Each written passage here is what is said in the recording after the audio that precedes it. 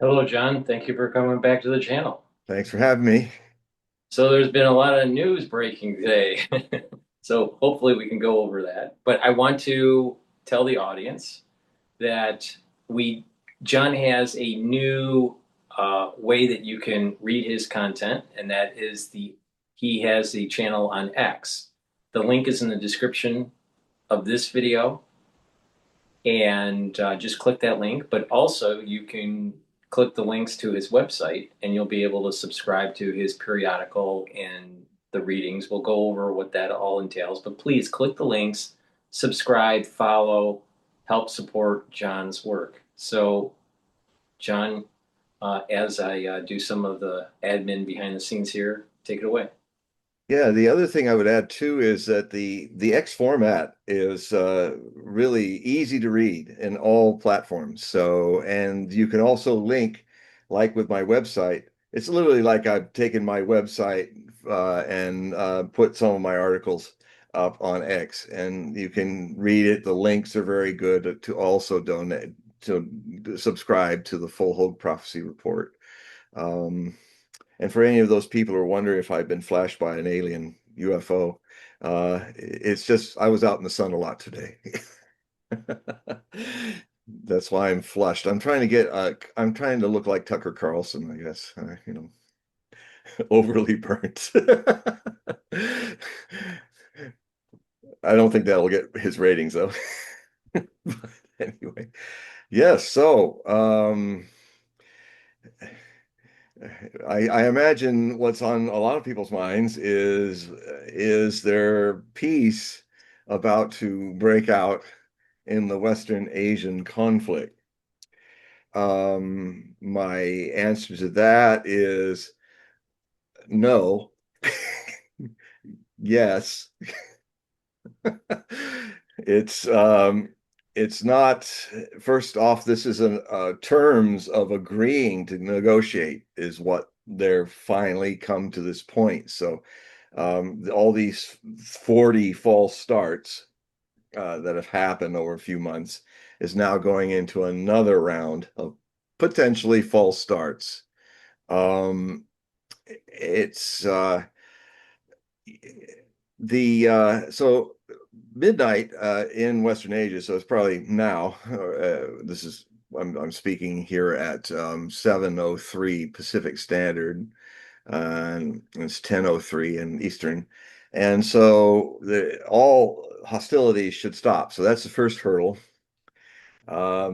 This second hurdle is the Israelis have to cease fire all across Lebanon and end the fighting there.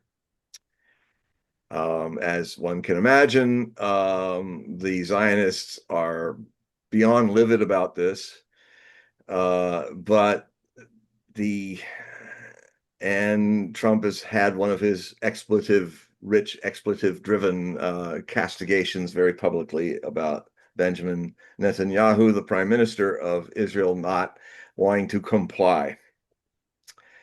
And it's an interesting thing.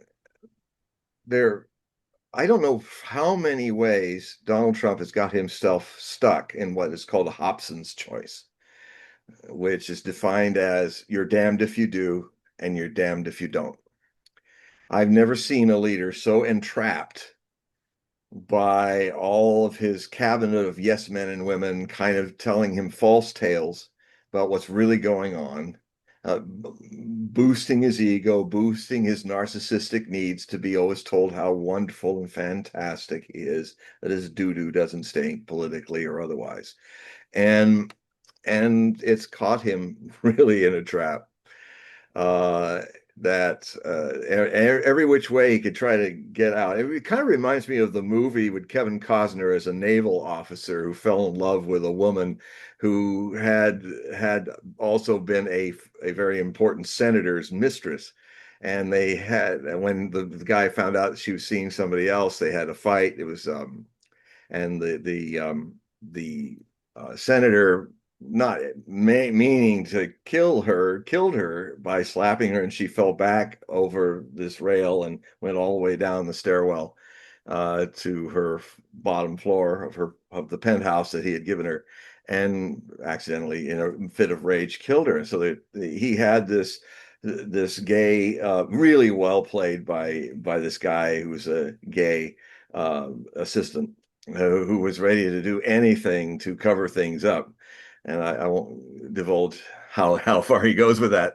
Um, but Kevin Costner has to pretend. Um, I won't tell a lot of story, because the story's got, I'll just say it has fantastic twists. And I remember seeing it, I was flying back from, I think, Europe or something, and I watched it.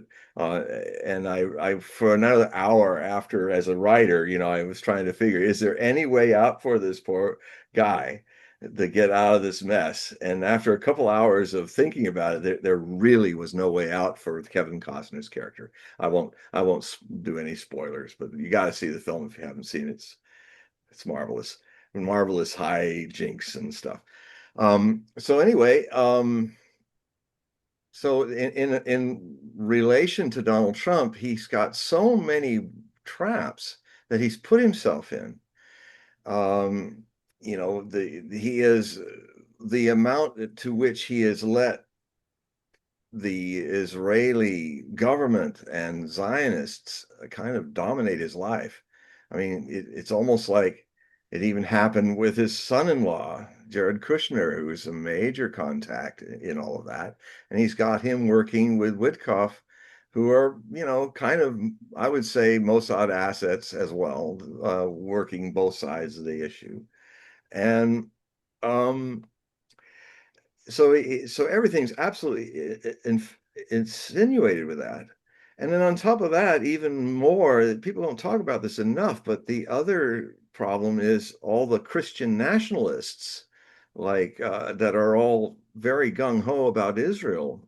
But if you understand the whole Christian nationalist thing, I mean, most Israelis get this, is that the Christian nationals have this idea of interpreting the book of Revelation in a certain way. And of course, I'm well known since 1999, when I wrote From Propaganda to Armageddonomics, that one of the chapters in my book, Messiahs, that was this beautiful coffee table book I produced in 1999, with lots of great illustrations and stuff.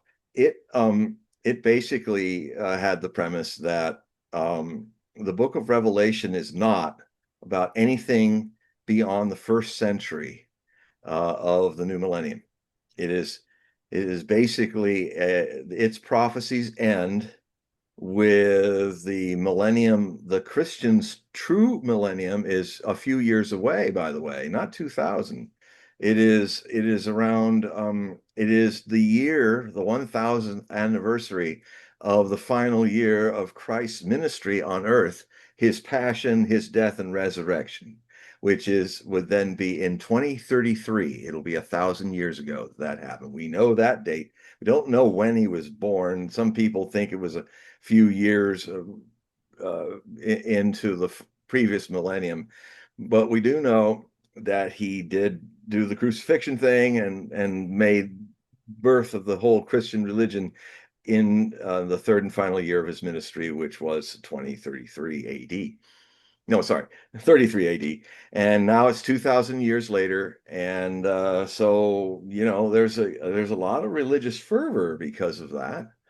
A lot of messianism is, if you think people are getting feverish with the messianism from this Palestinian Holocaust that has got the Israeli Zionists thinking about Amalek, thinking about wiping out their enemies, and seeing that this is the time, this is the point in their history where they have a chance to wipe out even Iran. So, and this is what Netanyahu has been using, and people have been riding with it. But now he's got Israel into 8 fronts, 8 wars, the eighth being the psychological, propagandistic, and censorship war that he is waging on any Americans who say, hey, wait, Israel first. No, it's America first. It's like we are, and I don't know how many decades I've been saying that this would eventually happen, that Israel would always try to control its big, dumb American friend, to fight its wars and die in its wars for its strategic needs, not for America's.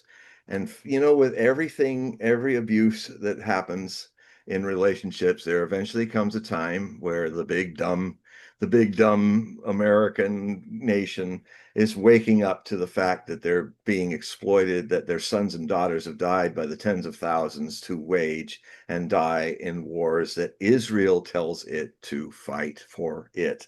And that Christian nationalist group in the Senate and the House that are gung ho about that because it's pretty insidious. Now, most Israelis understand this, that it's insidious, because these nationalists believe that we have to have these wars where Israel is being beset by all kinds of enemies, as their warped interpretation of the book of Revelation that has uh, Israel has to be at odds with all its neighbors, and then they will have a miraculous success because Christ will be coming back in the second coming. But the payoff, the price for Israel is that Christ is supposed to come down and say, "Hey, I am Emmanuel. I am the Emmanuel that you crucified 2,000 years ago." And now you must come to me or go into the lake of fire forever.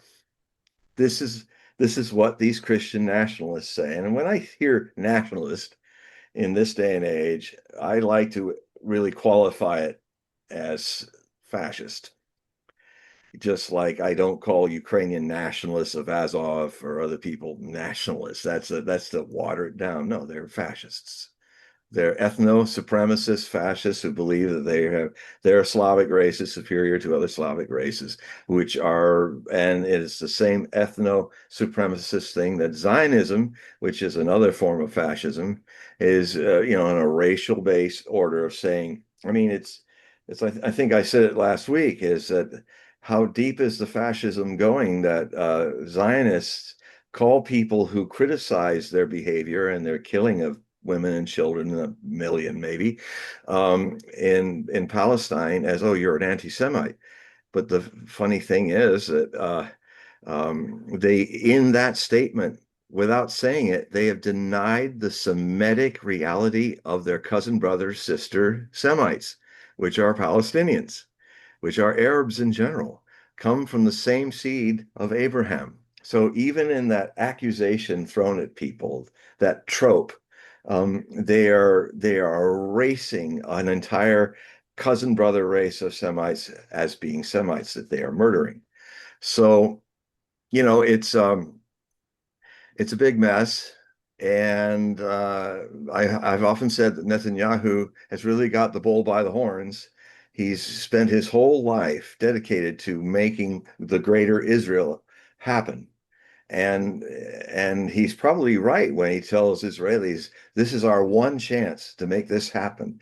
I mean, we're already we've beaten Hezbollah, we've isolated them from Iran. Of course, now they're not isolated because the same trails are so ancient that they're still getting the weapons from Iran, despite the fact that they put a puppet ISIS leader as now running an Islamic state that used to be Syria.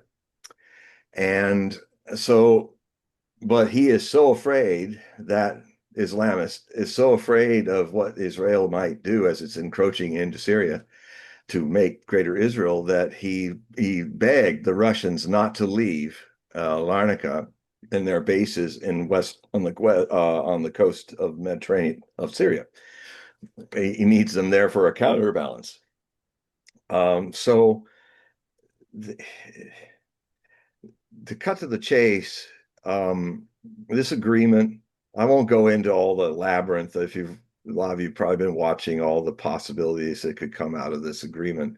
The first milestone is overnight, whether they can stop even firing at each other, whether Israeli forces will, if in Lebanon, who are now committing another Holocaust against Semites, Lebanese Arab Semites. And it's looking very much like how the beginning of wiping out Gaza Strip looks. Um, the the Iranians are kind of going along with it, but I'm thinking they're not too trustful of how this is all going to go down. Um, and you know, Trump will probably do what he's done before. He'll go back, he'll go to bed on Air Force One as he's flying off to Europe right now. And he'll wake up after 2 hours of sleep, which is about 3 hours maximum, and he'll wake up and say, "No, let's add a couple of more agreements to this." You know, he's so incontinent intellectually right now from his cognitive decline that, um, you know, I don't think he can hold on to agreements without adding something else, adding something else. So, um, but Trump does have one power that he is empowered as president of the United States as the go-to guy for Zionists to do all their bidding is to shut it down. It's only happened once before. It might have happened with Eisenhower early in the 1950s, but I know for sure in 1982, when Israel decided to invade Lebanon and go after the Palestinian PLO forces that were encamped in Lebanon, Ronald Reagan sent troops with ill-advised. He never wanted to send those troops, but he was kind of convinced to send all those Marines as peacekeepers there. And hundreds of them got blown up, along with 50 or 60 French peacekeepers and others. And Ronald Reagan said, "No, we're out of here." So he got American forces out of Lebanon. It was a good move. And he got on the phone and in 5 minutes said to Menachem Begin, I think was the prime minister in 1982. I might be wrong, but he was a Likud-nik, you know, just like Netanyahu. He basically said, pull them back. It's done. If you don't, we will cut you off of everything, assistance, civilian or military. It's time for us to kind of say, and he didn't say this directly, but sort of like he made it very clear who was the boss, who was ruling whom in the situation.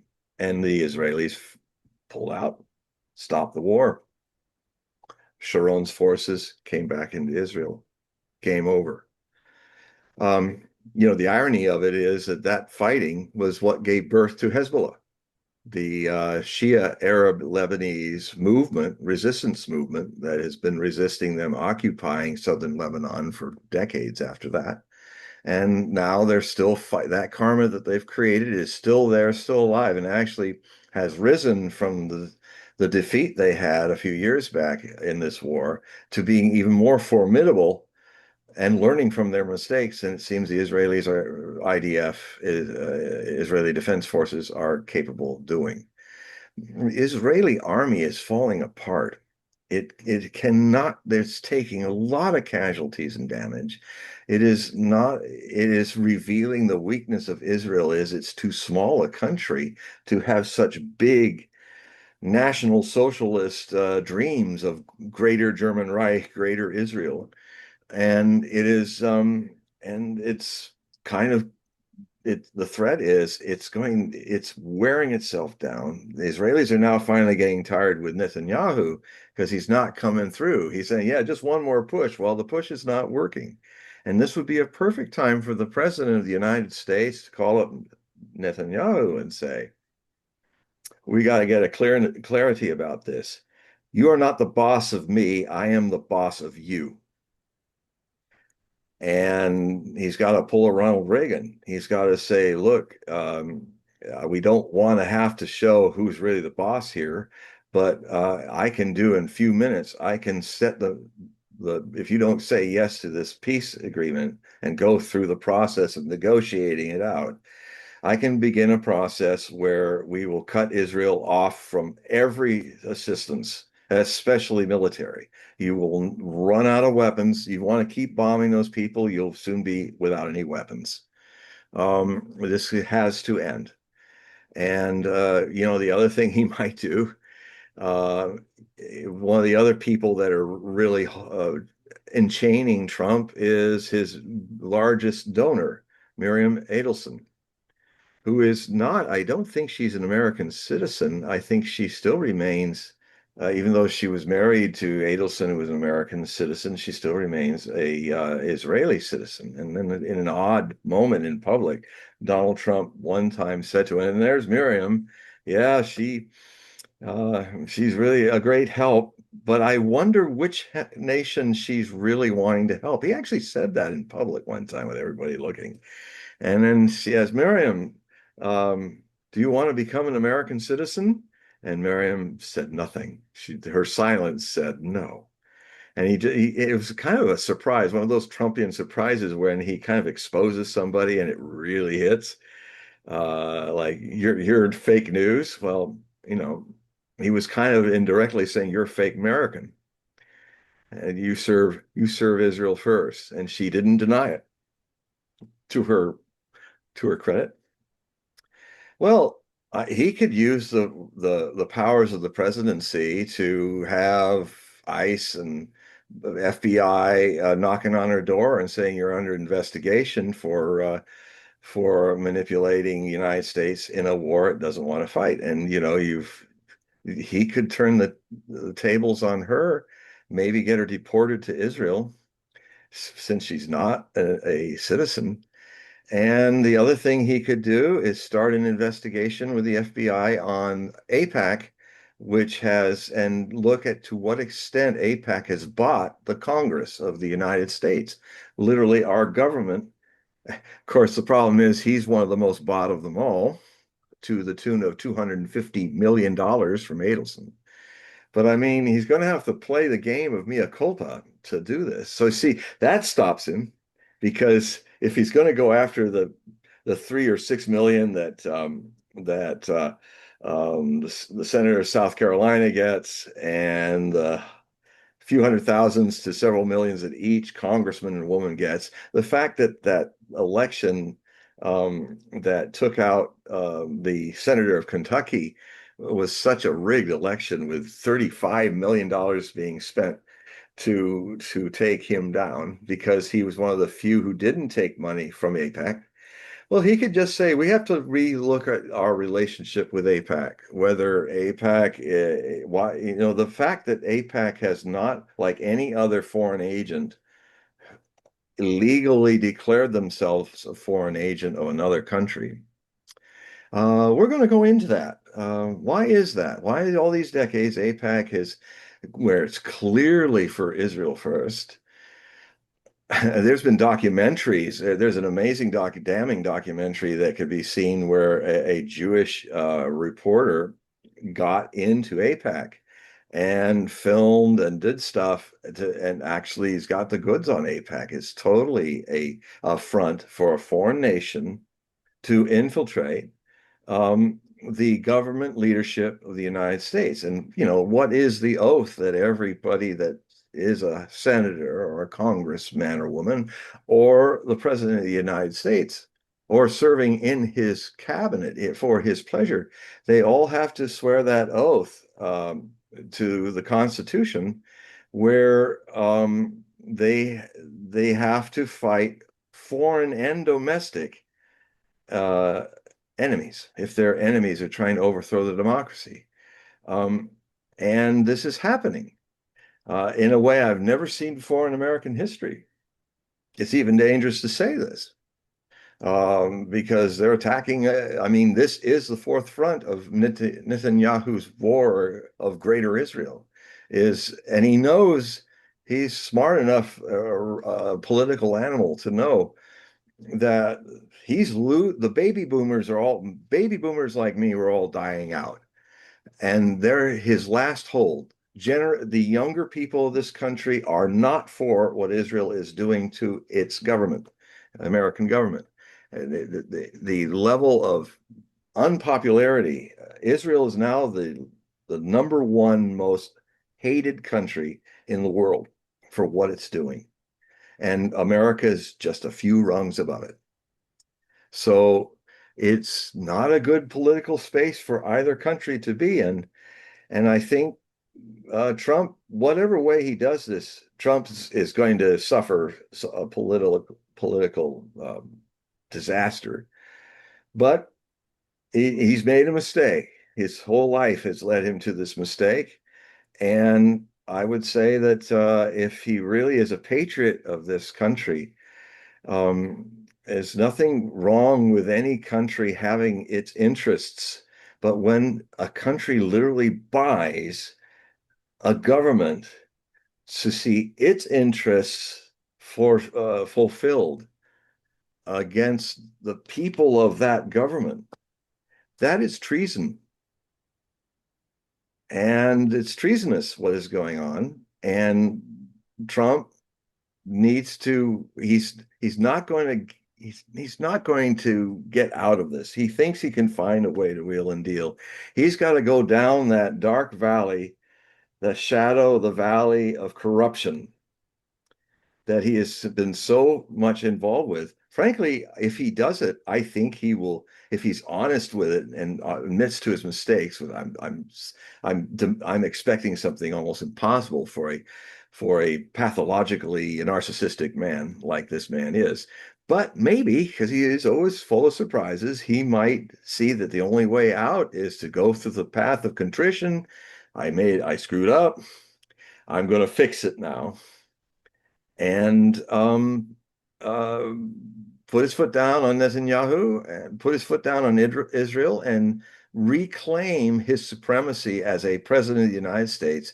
And really, after a few years now, he's completely not been American first to become America first, and for the sake of peace in Western Asia and the world. So it's in his court. I'd love to see him turn this around. I don't think he will. And I don't think this war is over at all. Even if they get through the negotiations and get to signing this thing, they still have to go through the House and Senate to ratify a treaty that House and Senate is bought and sold by AIPAC, Adelson, and Netanyahu. So it's not just our leader who's in a Hobson's choice. It's the United people of the United States as well that he represents. It's quite a mess.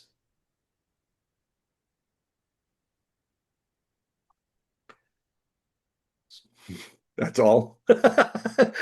I'm done now.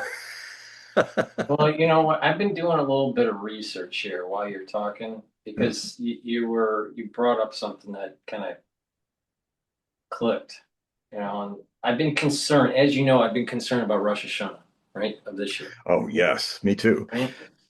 And I've been stating that the world is emerging into a dangerous situation. I call it the world curse Yeah, because of this alignment of Rosh Hashanah on the Sabbath, not blowing the shofar. yeah. Now, what is interesting is it also happens in 2027. It's rare when you have two consecutive years having it, but it has happened before. And so I'm just kind of like, I'm using Grok, just to figure out what years this has happened. Well, 2023, we should start with that. But yeah, well, as it happened earlier, Yeah, yeah, it'd be yeah. interesting. So let's. This is this is some of the numbers, some of the years that popped up. So this year and next year will be problematic. Now we can see just by extrapolating the news and the economy and AI and everything else Yeah. that this could cause some really negative externalities in the world. Yes. Yeah. Okay. Now let's go forward in time a little bit, just a little bit. The next time it happens uh, is it doesn't happen anytime soon. All right, so it's a rare event. This What about in the next 211 years? Well, let's go back in time now. This is Yeah. where this kind of scared me a little bit. 1928, 1929. Wow. Wow. That's the Great Depression, Mm-hmm. which was the accelerant for Nazi Germany and fascist Italy and Japan, Yeah. which all led to the Jewish Holocaust. 1999 and 2000. That is an interesting time because that was the collapse of the Soviet Union. I think. Yes. No, no, no. That was actually the end of the collapse of the Soviet Union and the beginning of the new Russia under Putin. And that was I mean, also around, wasn't it around that time that Sharon made his speech for his first campaign speech to become prime minister on the Temple Mount near the Dome on the Rock? And did that not cause an explosion of an intifada that was okay, long and yeah, difficult? you're hitting something here. Yeah, I Wait, mean, he so got on there, Ariel Sharon. Sharon. Yeah, First of all, when did Sharon die?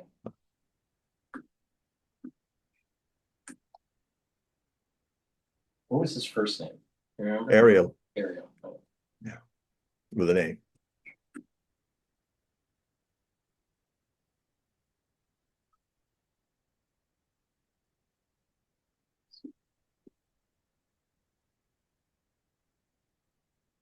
This is like real time AI searching, stuff. All right, so he did his Temple Mount. Yeah, well, you have a good memory. It was September 28th, 2000. My God. And September, it's right around the time. Well, this is and like I've been saying, there is the It's soul Rosh roots. Hashanah. Yeah, the soul roots between Jacob and Esau, and Yeah, the strength of Jacob is February, March, April, May, June, yeah. and then July, August. Wait, yeah. I'm sorry. It's 6 months and then 6 months. So it happens in a Yeah. sinal, that's like a sine wave. Hmm. So Jacob, it's Jan, uh, February, March, April, May, June, July. Then Esau starts getting more power metaphysically. Right. So August, September, October. So September and October are really bad months Yeah. for us. So that's because of Esau gained strength, and there's an attachment to Jacob. But all right, but what has happened here is September 28th, 2000. So you're right. So going back to another key My two God. years is 2002 to 2003. What happened Yes. there? Oh, that was some really bad mowing the lawn in Gaza. Some of the worst killings. So the setup. What we're seeing here in the longer term is the steps that set up to 7th October and the overreaction that happened on the 8th that has caused now the Semitic peoples of Palestine to now be in their Holocaust. But this could also, I've had talks about this with Rabbi Ariel Sharon, no, Rabbi Ariel Tzadok, sorry, another Ariel. And it's an interesting, people who watch um, the um, the things on aliens on I don't know what it's called. It's been on for ages, and it's about the searching for aliens and stuff Oh, like that. ancient It's alien. on Ancient Aliens. That's right. Well, he's a frequent guest interviewer, and over my career, I've often been asked when I do shows, um, in fact, he might be somebody you ought to have on the show. Then you could really go into this. It'd be very interesting to see what he had to say about it. In fact, I would suggest a show where he and I are on the show with you, and we talk about this whole issues that's come up about the shofar and all of that. And Well, will have a he's quite a amazing Kabbalist and Torah Jew, Torah Kabbalist, and this is getting. he's told me about how a lot of the other Kabbalists are been anticipating what is now happening, and he calls whenever he calls. Anyway, I try to get him on shows when they say, "Well, is there anyone you respect that you would have on the show that you feel is your stature?" I said, "Well, there's not many, but Ariel Zadok, absolutely, he's amazing." So And Well, they've let's set up actually, some. We should set up something because yeah, I'd love I to do think that. that we're hitting on something here. Yeah, We've been touching it a little bit throughout yeah, these years of conversation, yeah. but there is this. I'm going to be poetic here. Okay. There is this time wave that it's long, but then there's also a time wave that's more frequent, has a higher Mm, frequency. yeah, fast frequency and a slow Right. frequency. Right. Yes, And yes. at times they intersect. Mm, All right. mm. So here's another. Now I have to, reconfirm that the data that's being printed from Grok is true. But if it is, another key consecutive time that this happened was 1931 and 1932. That's interesting. This is getting like really scary. 1931, 1932. Well, again, that is the beginning of the Great Depression. And it's also you could probably check this out. I'll check it out on my side, but I think the Herzog movement of Zionism was beginning even before the Holocaust to really start to try to bring people into what would into Palestine. I think the whole concept of let us take this place was actually alive before the Holocaust really got people's collective attention to the Jewish people needing a homeland. This is with the accord with the Rothschilds. Are you talking about? Well, it might be, yes, but but it would also be, yes, and it would also be. Well, that will come later when the British and there's the arrangement that was made in 1917 and 1918. It was fulfilled where the Turkish Empire, Ottoman Empire collapsed, and then France and Britain at the end of World War One. I think the something Picot. I remember the French man's name, but it was they redrew the map where and they created Transjordan in Palestine was turned into and it was a British protectorate. Of course, that it'd be interesting to see if there's some relationship to this of the people returning from the diaspora into Israel. Of course, it was huge return after World War II ended, um, but but I mean, the first thing that is there is again, it's the years. Oh, well, there's an obvious. There's an obvious. This is around the time Hitler came to power. 31 and 32. Yeah, it was really where he Did he was. get out of jail by then? When he was Oh yes, that was in 1927. I think he was out of Regensburg, and he had gotten back, and he was now being elected, and he was actually, I think in 32 the Nazis had a majority, and then they lost it in another election, and then he did the Reichstag fire, which is getting more from 33 to 34. And some interesting astrology was going on with that too, which we've well, also passed through. We've repeated some of the transits of Uranus yeah. and Taurus and Aries So that triggered 32, fascism last time. 32, like how this works is it opens up a gate, and that gate is for 1 year. Yeah. All right. So Wow. when you have a double, these consecutive times where shofar can't be blown, Yeah. then it increases the probability of something bad coming. Yeah. All right, because that door's open widely. Hitler came to Long. power. Yeah. Okay. So 1940, for some reason, it doesn't happen in 1940s. It doesn't happen in 1950s. Now let's check 1960s. Now what we're looking for isn't when Rosh Hashanah happens on the Sabbath, the first No. day, right? We're looking for a consecutive 2 years. But I wouldn't rule out the 1 year because remember, 2023, the shofar wasn't blown. and this whole That's explosion of genocide and everything well, if began. we do that, then Yeah, 1942, 1945, and 1949. my God, 42 was when the tide turned in the Pacific Theater. That was when the Japanese Empire was defeated in Battle of Midway, and they never recovered from that. Equally, at the time that was going on, the Sixth Army was going into Stalingrad You, and was trapped in Stalingrad with all the Axis forces that were on its flanks into a great military disaster that was the beginning of the end of the fascist German invasion of the so Soviet Union. so 1942 was Midway.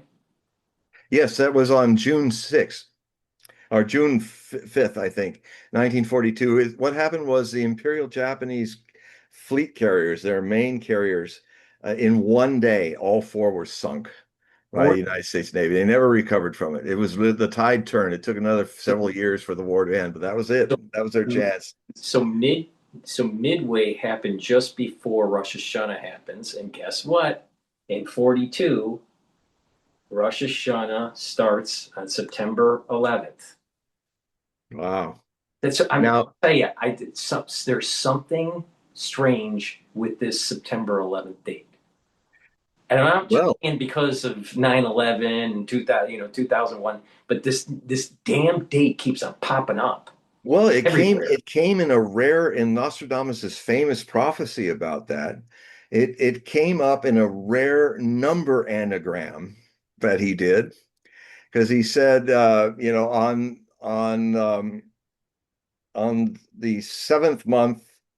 Let's see what it goes. In Anyway, he said in 1999, seventh month, the great king of terror will descend out of the skies, and it'll happen during the time of the resurrection of the great Mongol. Which, by the way, in 1999, the Red China rehabilitated Genghis Khan as a great figure of Chinese history. So he was literally resurrected, and it would resurrect the king of the Mongols, is what it says. So Mongolwa, and before and after Mars rules happily. Now, before and after is Mars is the god of initiating wars, but also new beginnings that come out of destruction, new eras.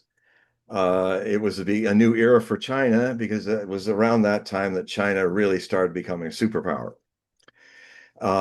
And the thing though about 1999 seventh month is most people, and I made the mistake too in my writings. People who've read me can see I made it in the 90s where I said he's talking about July 1999, something important is going to happen, and it didn't happen. And so I wondered, okay, am I reading this wrong? And then I realized because this is what you must read French, 16th century French to really be able to be good at Nostradamus's prophecies. I looked and I went, oh, sept mois, sept mois. What? Then I studied calendars and I realized that September is mean the seventh month, which is now the ninth month, was bumped by Rome changing the calendar, the Latin calendar, to give a Julia month that was for Julius Caesar and Augustus month, August, for Octavian Caesar, the two greatest Caesars of them all. And so that means the sept mois has now become the ninth month, but in Nostradamus's time, it was the seventh month. So it started me thinking, and this is where dyslexia really helps. I started to look at what is 1999. It is 1999. What if this is a reverse number anagram where the ones become nines and the nines become ones? 9111, September month. I think I broke the code of it. It was not about July, it was about September 11th. And it's kind of interesting because in my life, as a prophecy scholar and a seer in my own right, I had kind of my big Henry II Nostradamus moment when I taped a show for Fox Networks called Prophecies of the Millennium. I think sometimes you can find it if you look on YouTube. It gets banned a lot of times, but it shows up again. It's a 2 hour special. It is in it. And I taped it in November of 1995, and it was released across the United States and Canada in March of 1996. And it became repeated a lot through the next 6 years or so. And basically, I was you'll see me talking about. They ask, is the two towers that were attacked in 1993, are they going down in the future? And I said, absolutely, they're going down completely. And because I had been looking at this possibility since 1983. I wrote a whole book about, and with all the documentation of the things, how my interpretation evolved. Because if you're onto something, your interpretation gets clearer as the time gets closer. It's classic right out of Philip K. Dick's The Minority Report. It really works that way. It's not science fiction or prophecy science fiction. It's how it works. If you're onto something, it becomes clearer.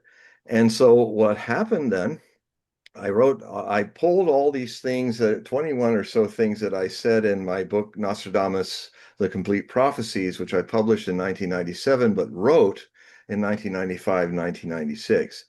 And this is the longest full-bodied attempt to do the complete prophecies of Nostradamus. It's 1,000 pages by Element Books. And it's what happened was that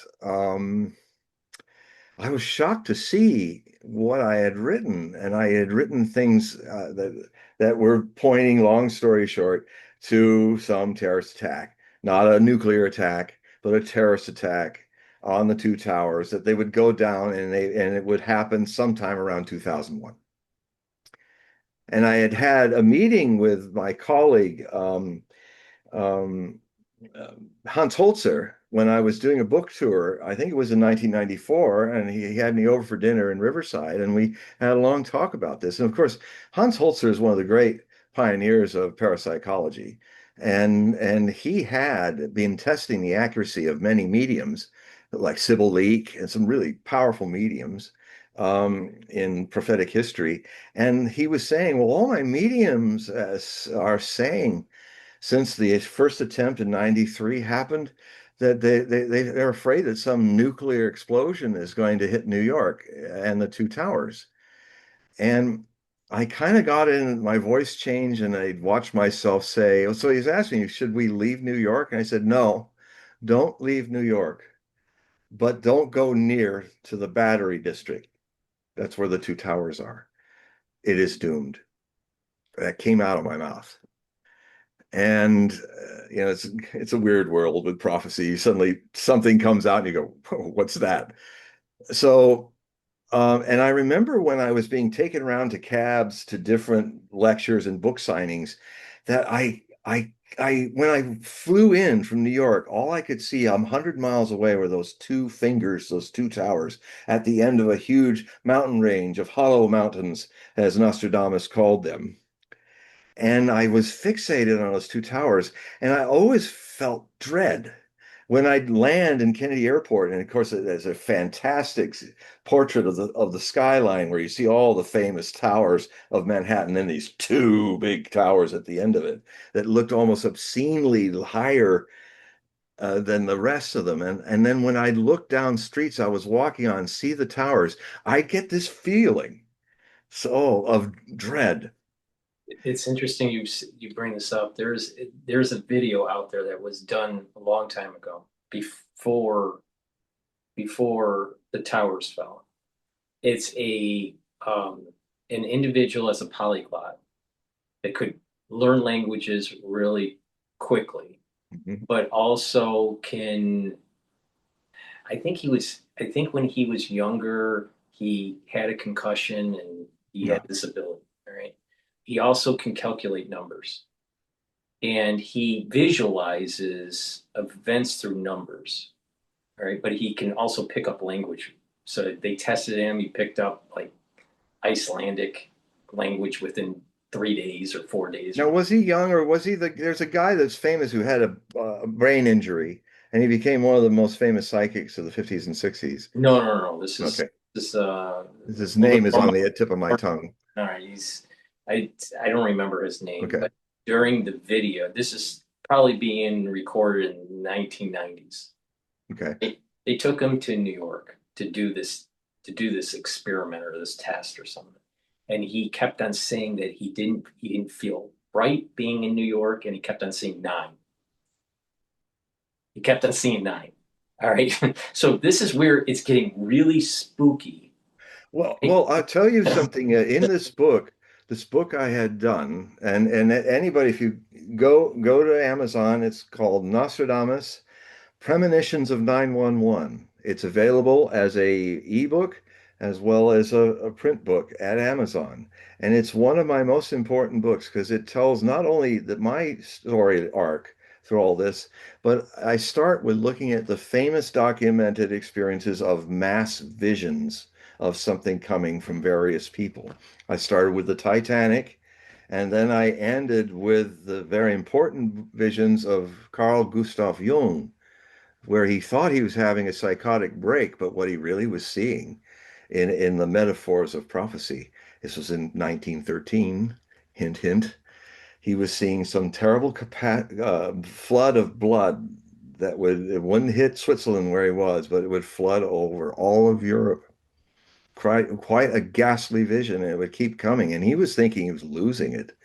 But as my own experience of having the same premonitions, a really powerful one happening when I got back from India and moved to where I live now, outside of cities. I was like told by spirit, it's time for you not to be an urbanite anymore. Live where there's more nature around you. Something big is about to happen. This was March 2001, and it just got more and more powerful. So I moved everything up to where I live now, and outside of Seattle, an island. And it got to a peak where I thought I was going to die. It was getting so overwhelming by September 10th that I didn't know what was going on. And the whole story is there. And of course, what happened is I finally went to bed and had a few hours fitful sleep. And then I'm hearing my Australian agent and his Australian drawl in my dream going, he's saying my Sanskrit name. I'm a disciple of Osho. So he's saying, Arjuna, Arjuna, wake up, mate. It's happening. It's happening what you've been saying for 20 years. And on the third one, I woke up. He was yelling down the phone from London. And I pick up the phone and he's saying, it's happened. The terrorists are taking down the towers just like you said they would. And not just me, other people have also said it. And so I put down the phone, turned on the television, and I saw live the second jet hit the South Tower. And then in the next hour, I had my Philip K. Dick precog resolution. I saw things happening in real present time that was then, I contend, foreseen by Nostradamus 4.7 centuries ago that I couldn't figure out. Like, why is he talking about the hollow mountains? They will be plunged into a boiling cauldron. Now, the people that do Nostradamus seem to, because they don't do the French, they don't understand that these are poems. In fact, Nostradamus was a rhymer, but it's too hard to do. I only did the rhymes and English translations for the biography, and I'm the first person to write a full biography on Nostradamus, which I think is very strange because I don't know why nobody did it before me in 2003. Another good book to read. It's called Nostradamus: A Life and Myth.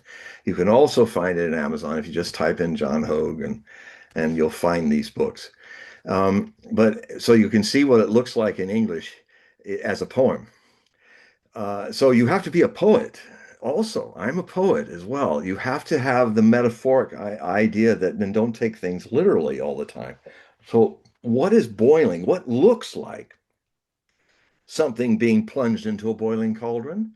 Well, didn't we all see that on September 11th when one after the other the towers were literally pushed down and they created this boiling miasma, boiling like a boiling cauldron and of all this debris fields and asbestos and stuff that been vomited out into the Hudson River. And so I'm saying he's trying in the 16th century to describe stuff that must seem very alien and strange to him. These hollow mountains towering above the tallest cathedrals of that time. That he was, and so I'm going, oh my God, it's a poem, it's a metaphor, poetic. It's these are the boiling cauldrons. Then why did he say that they'd be pushed into a tub? Because that's the other meaning for cauldron, cuvée. It was more cauldron in the 1600s or 16th century, but it also means tub. So I researched the construction of the Twin Towers, and I found out that the 8-story deep watertight compartment, which was going to connect with the subway system, so they wanted to make sure the Hudson River could never flood the entire subway system. They build it so that even if the buildings went down, it wouldn't break this protected watertight thing that they called affectionately the tub. There's so many other things I could say, but you must. I really hope a lot of you will read this book. But this short book will reveal more about me and my life and what I've been doing than most of the other books that I write. And so the thing to finish on this a bit is that um, there's one positive thing. All the things that he foresaw in the first 3 lines happened, but the most terrifying thing did not happen in the fourth line. He basically, long story short, was describing the tub breaking and vomiting all this sulfuric, poisonous debris in a flood throughout the subway system. The 911 could have killed 50,000 people. It only fortunately killed under 3,000 Americans. It could have been much worse. And so that made me, because in that final line is the real key, a very unusual statement. He said, um, they will want verification. Well, this threat come. They will want verification from the Normans. Now, there's a thing in Nostradamian grammar that was very popular in the 16th century, and this is a Greek term called synecdoche. And it's where you say, if I say Paris, I mean France. If I say Normans, I mean France. The smaller is hinting at the larger.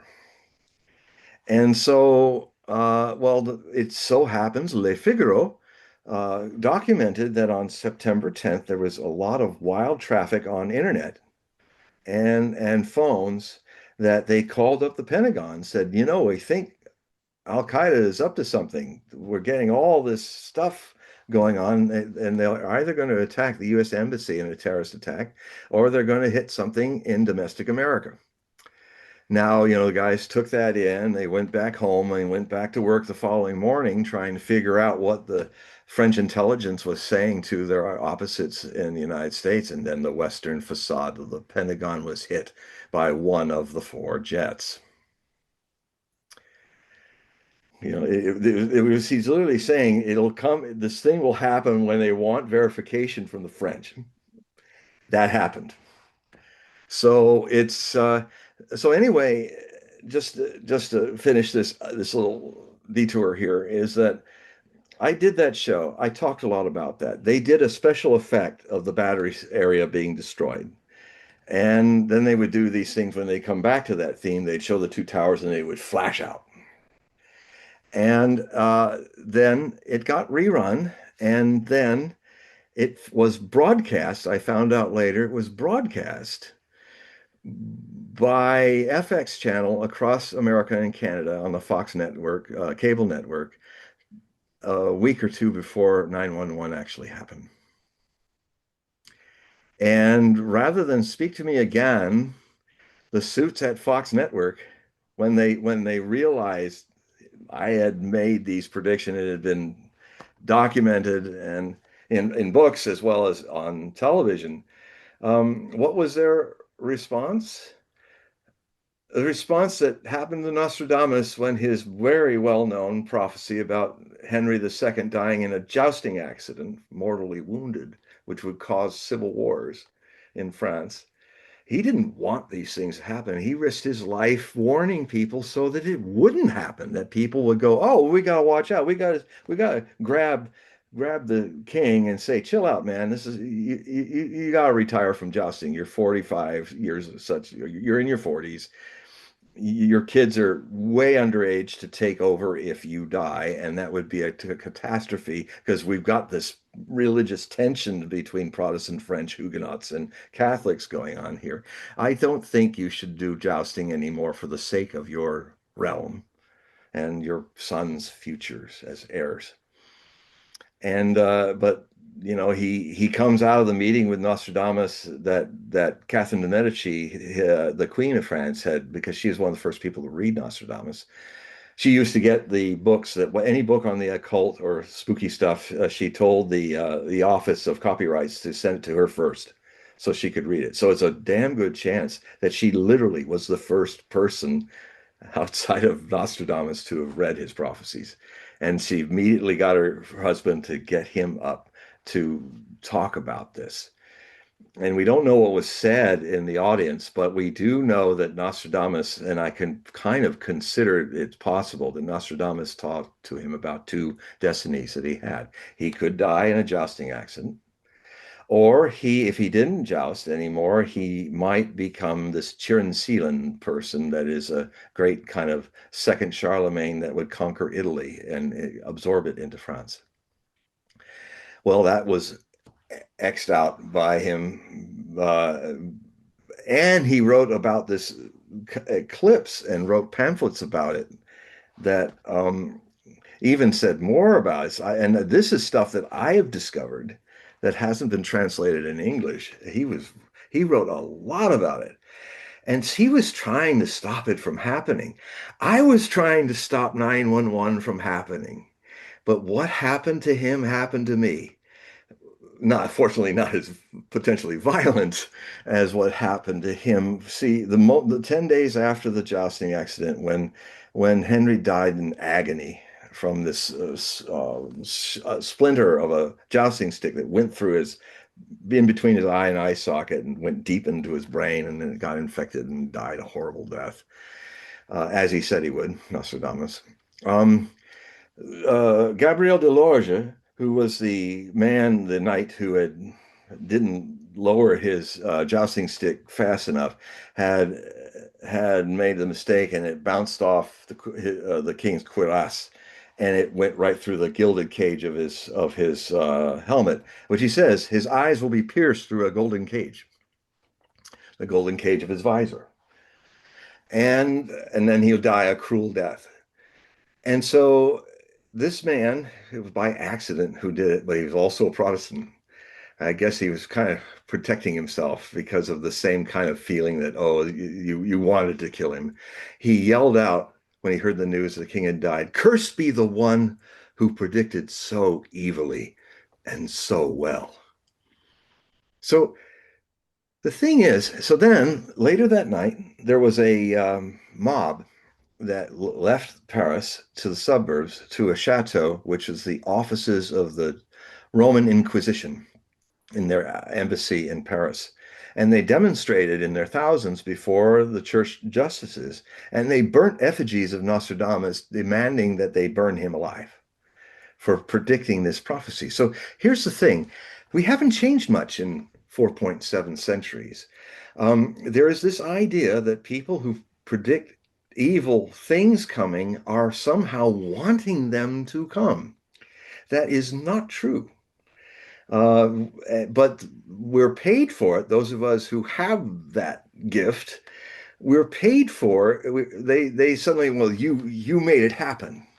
No, I was trying to stop it from happening. And so all these people, from the Lorgia to the mobs, thought that Nostradamus made that prediction as some kind of evil spell to make it happen. And it was not the fault of the king, and not the fault of him choosing to be more a jock than a royal, and ruining his country for the next 40 years of civil wars, which Nostradamus very accurately foresaw.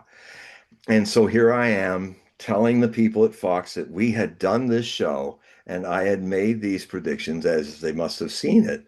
They saw what I had said 6 years earlier, 5 or 6 years earlier, and their response was blacklist him.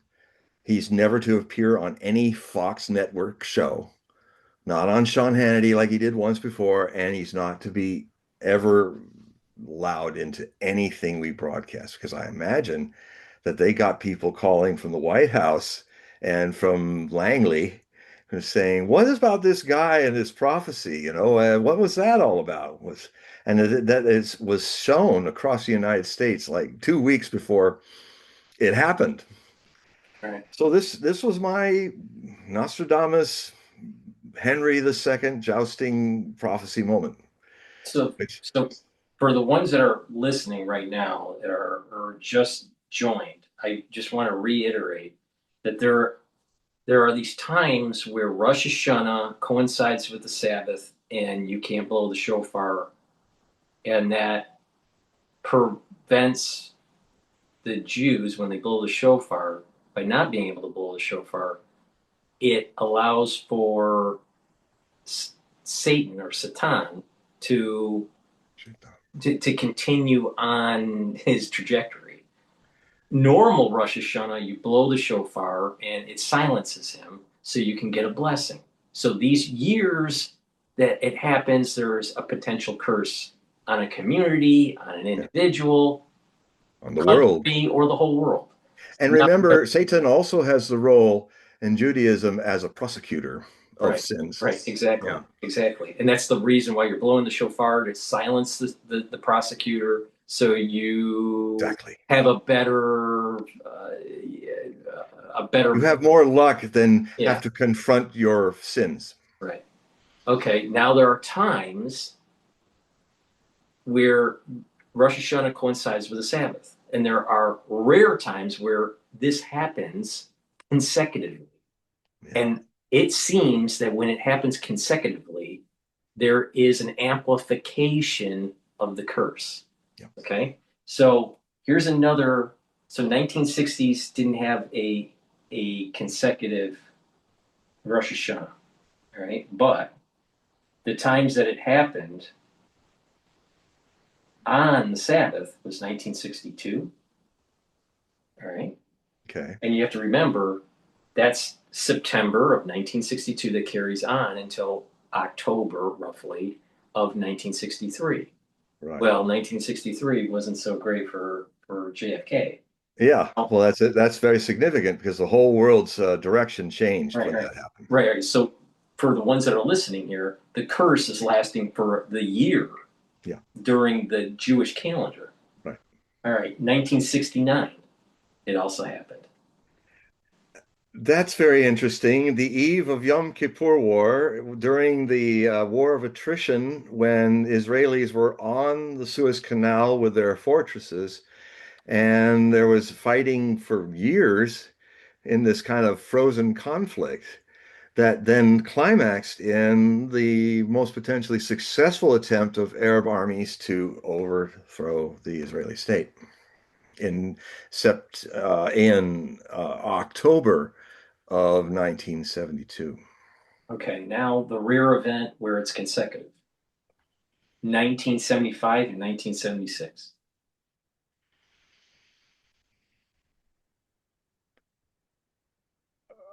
I wonder, was that around the time? That would have been full, wouldn't it be? Who was the prime minister? I think Golda Meir might have still been prime minister. See, She's been I was thinking something to do with Ford, and then Ford loses to Carter. well. That Carter, that that could be well. Oh well, then you've got the things that set in motion. The reason why South Asia and Iran has been in the minds of people in the West who can never forgive the Iranians for storming the embassy, which you know, you're getting there now. This is the point that I'm making with you know, when it coincides. when there's a consecutive coinciding with Rosh Hashanah on the Sabbath, 2 consecutive years, it that curse, the aperture of the curse is wider and it can be amplified. All right. Now, when it's just on just a regular a year that's landing on the Sabbath in 1970s, 1972, and 1979. See the point that I'm making here is that there's You know what happened in 79? well, yeah, The Iranian yes, exactly. This Revolution, is right, which was exactly secular and then went religious when Ayatollah Khomeini came from seven France. By the way, Nostradamus wrote about that one too, of how he come from France and the Shah. He talked the Shah of Persia, the king of Persia shall fall, and that's one of his most amazing prophecies as well. So yeah, the Iranian Revolution happened. 72. It opens Yom up Kippur, what or but it also carries on until 1973. This is Watergate. Watergate.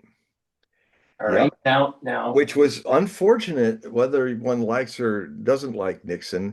A lot of things that Nixon was doing because of Watergate, because he could not complete his second term to 1976, led to major civil wars in Angola and some other things too that kind of destabilized things. It ended détente and started the United States and the Soviet Union starting to rebuild nuclear weapons, and actually that led in the 80s, and maybe we'll find something in the 80s during Reagan, but it led to the crisis we're repeating now because of Trump in his first term, erasing the Intermediate Missile Treaty, as well as erasing the JCPOA, which kept Iran was the one thing that was working. But I got to add, Obama never got the Congress to ratify it, which comes back to that roadblock that Trump might face, even if he gets a spine and puts his foot down. And if it gets to the Senate to be ratified, this is where Netanyahu's people have very cleverly got themselves so deep into the corruption, corrupting the Senate. Of course, to be fair, the senators were corruptible,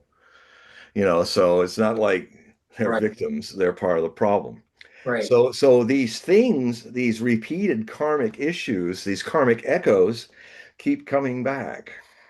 It's this long time wave that has a tendency to intersect a higher frequency wave.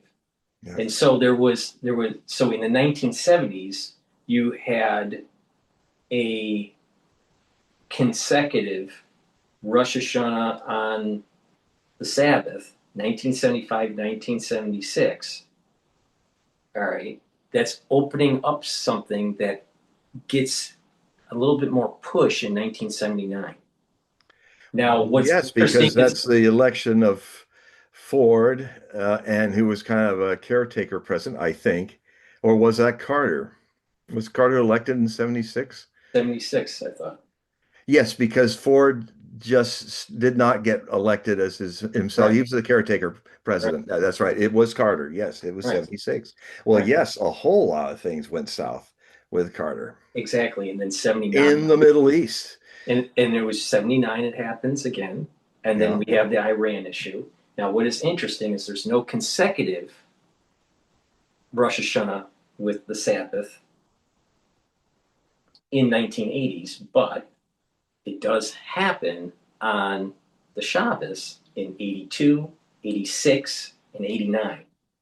Well, 82 was the invasion of Lebanon, which the Americans pulled Ariel Sharon's forces back, where those terrible massacres were allowed in Beirut because they were having a civil war, a long and lingering civil war. That period and those situations, for better or worse, created Hezbollah.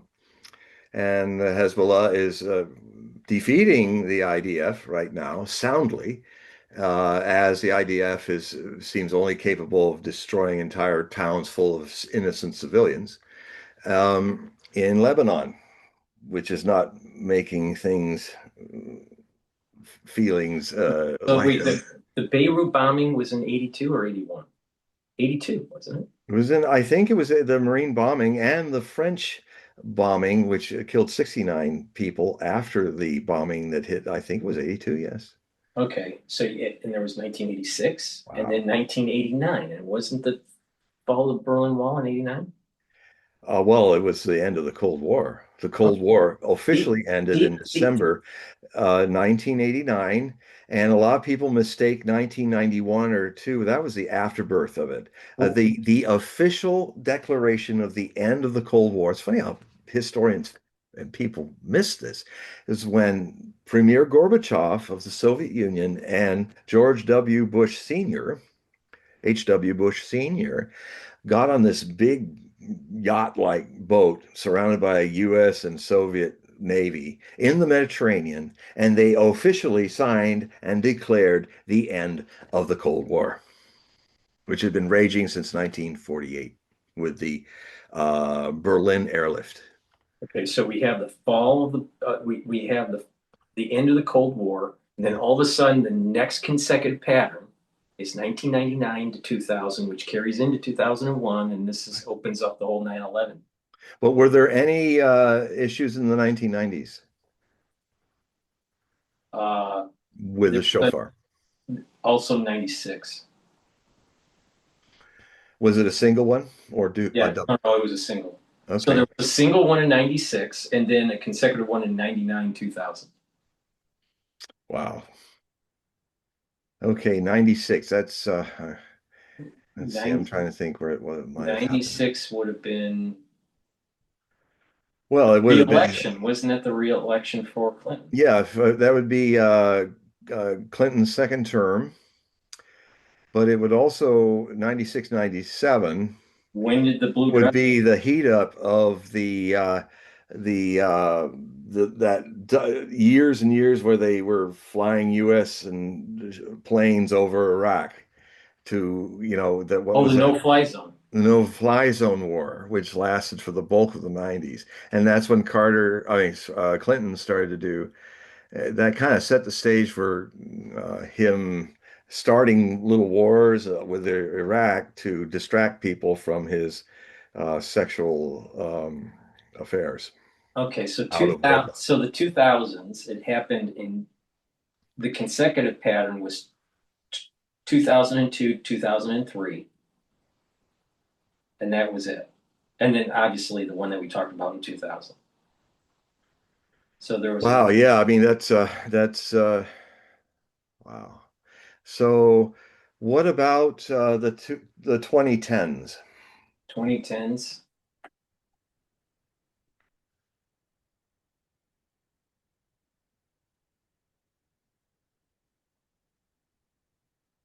No consecutive pattern in 2010, but No, in the decade of the teens, the 20 teens. 20, yeah, that decade of the 2010s, there was no consecutive pattern that fell on Shabbos. But that's really interesting. 2010s didn't have anything happen that fell on the Shabbos. Okay. See what I mean? It's clustered. Right. The patterns. These things aren't. There's a clustering, and then all of a sudden, it goes kind of Well, it's dormant, following the lunar quiet, and calendar, all of a it's sudden, following the yeah, and lunar then all of a calendar, it would do that. So there was no single. no, that fell on Shabbos. No, that started Wow, on Shabbos. and no doubles. So There were a lot of like Thursday starts on a Thursday, a Monday. yeah, but that doesn't fit. No, Yeah, because no. of the Because sundown we're looking nature at of it the Jewish starts on calendar. Shabbos, Yeah, and the other pattern is a consecutive right. pattern. All right, and then So 2020. what about the 2020s? Now the 2020s, Before the stuff that we got into around 2023.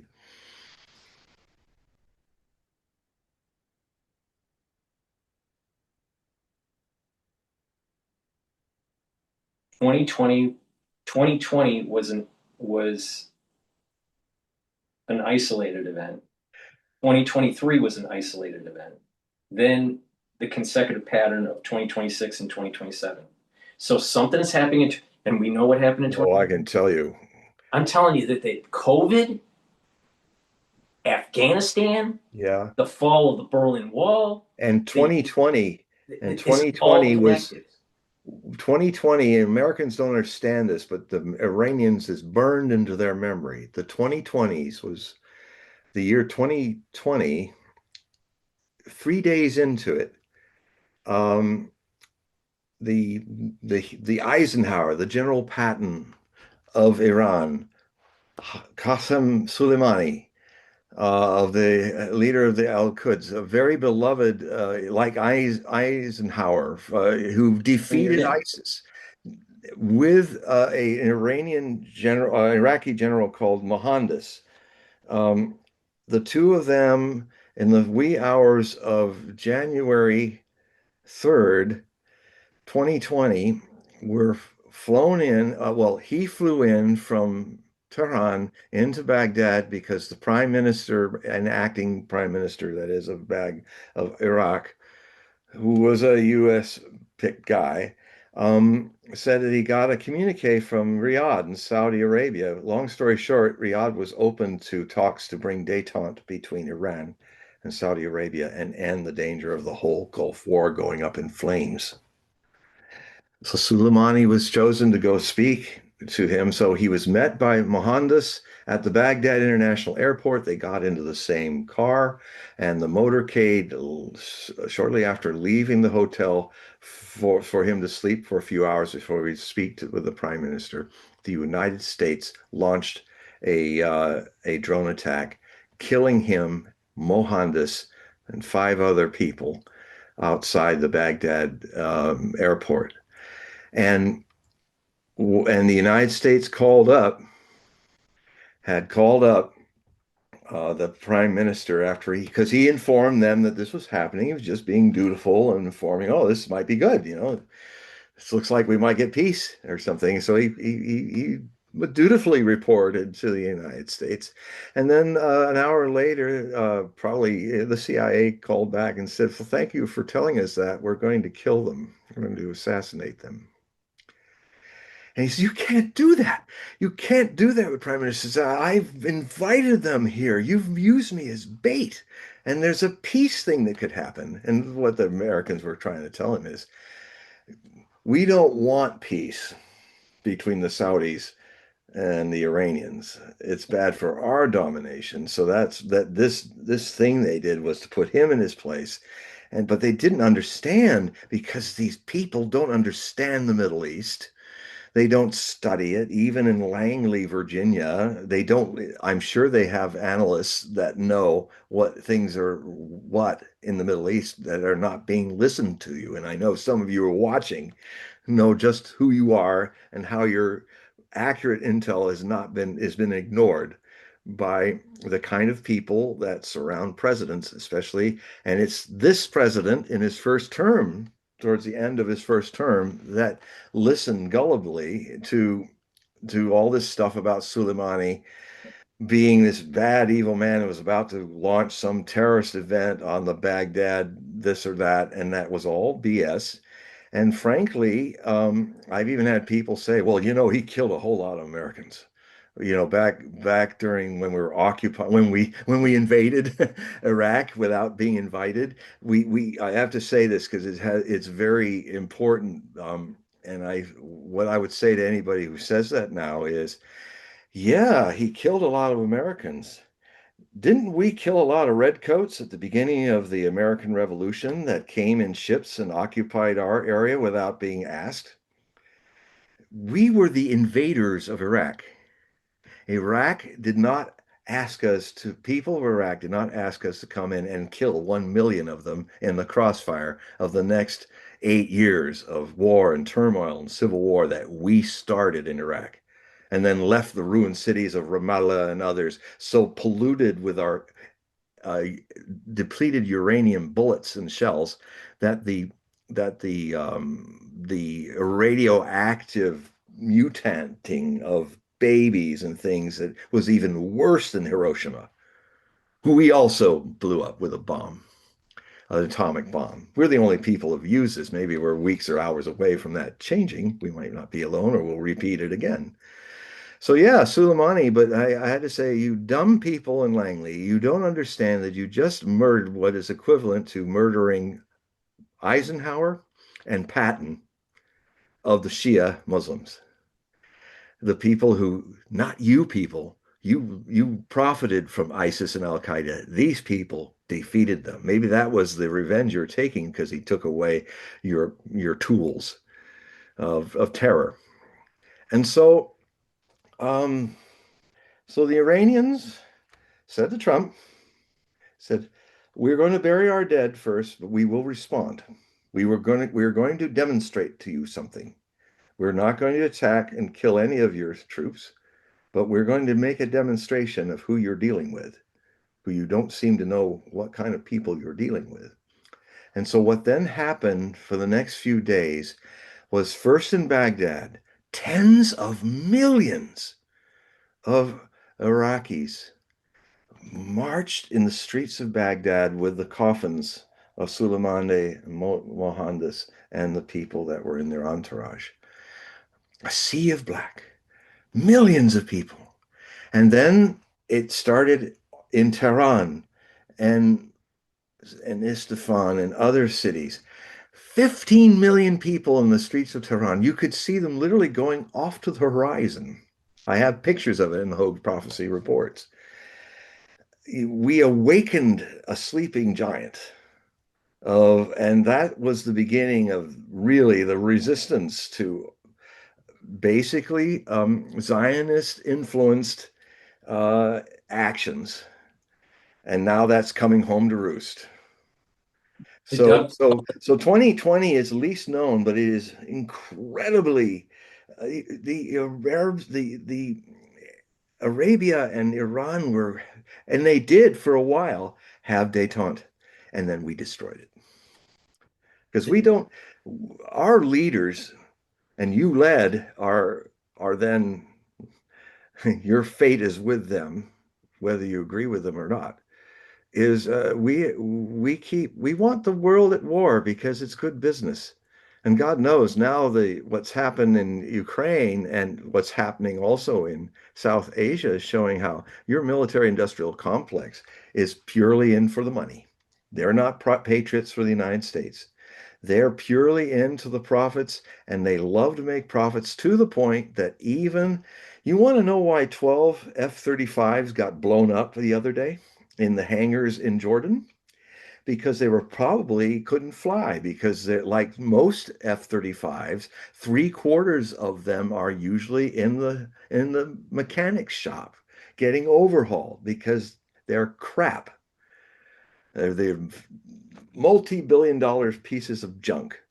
And there's only a quarter of them that are ever actually active, can actually fly. So these are a bunch of busted, ruptured ducks in a row of hangars that were just waiting to get blown up by 11 hypersonic Iranian advanced missiles. So this is what was those missiles in 2020. What happened was once they buried their dead, the Iranians announced to Trump and his war room, we have launched cruise missiles, about 25 of them, and we're going to hit Al Assad Air Base.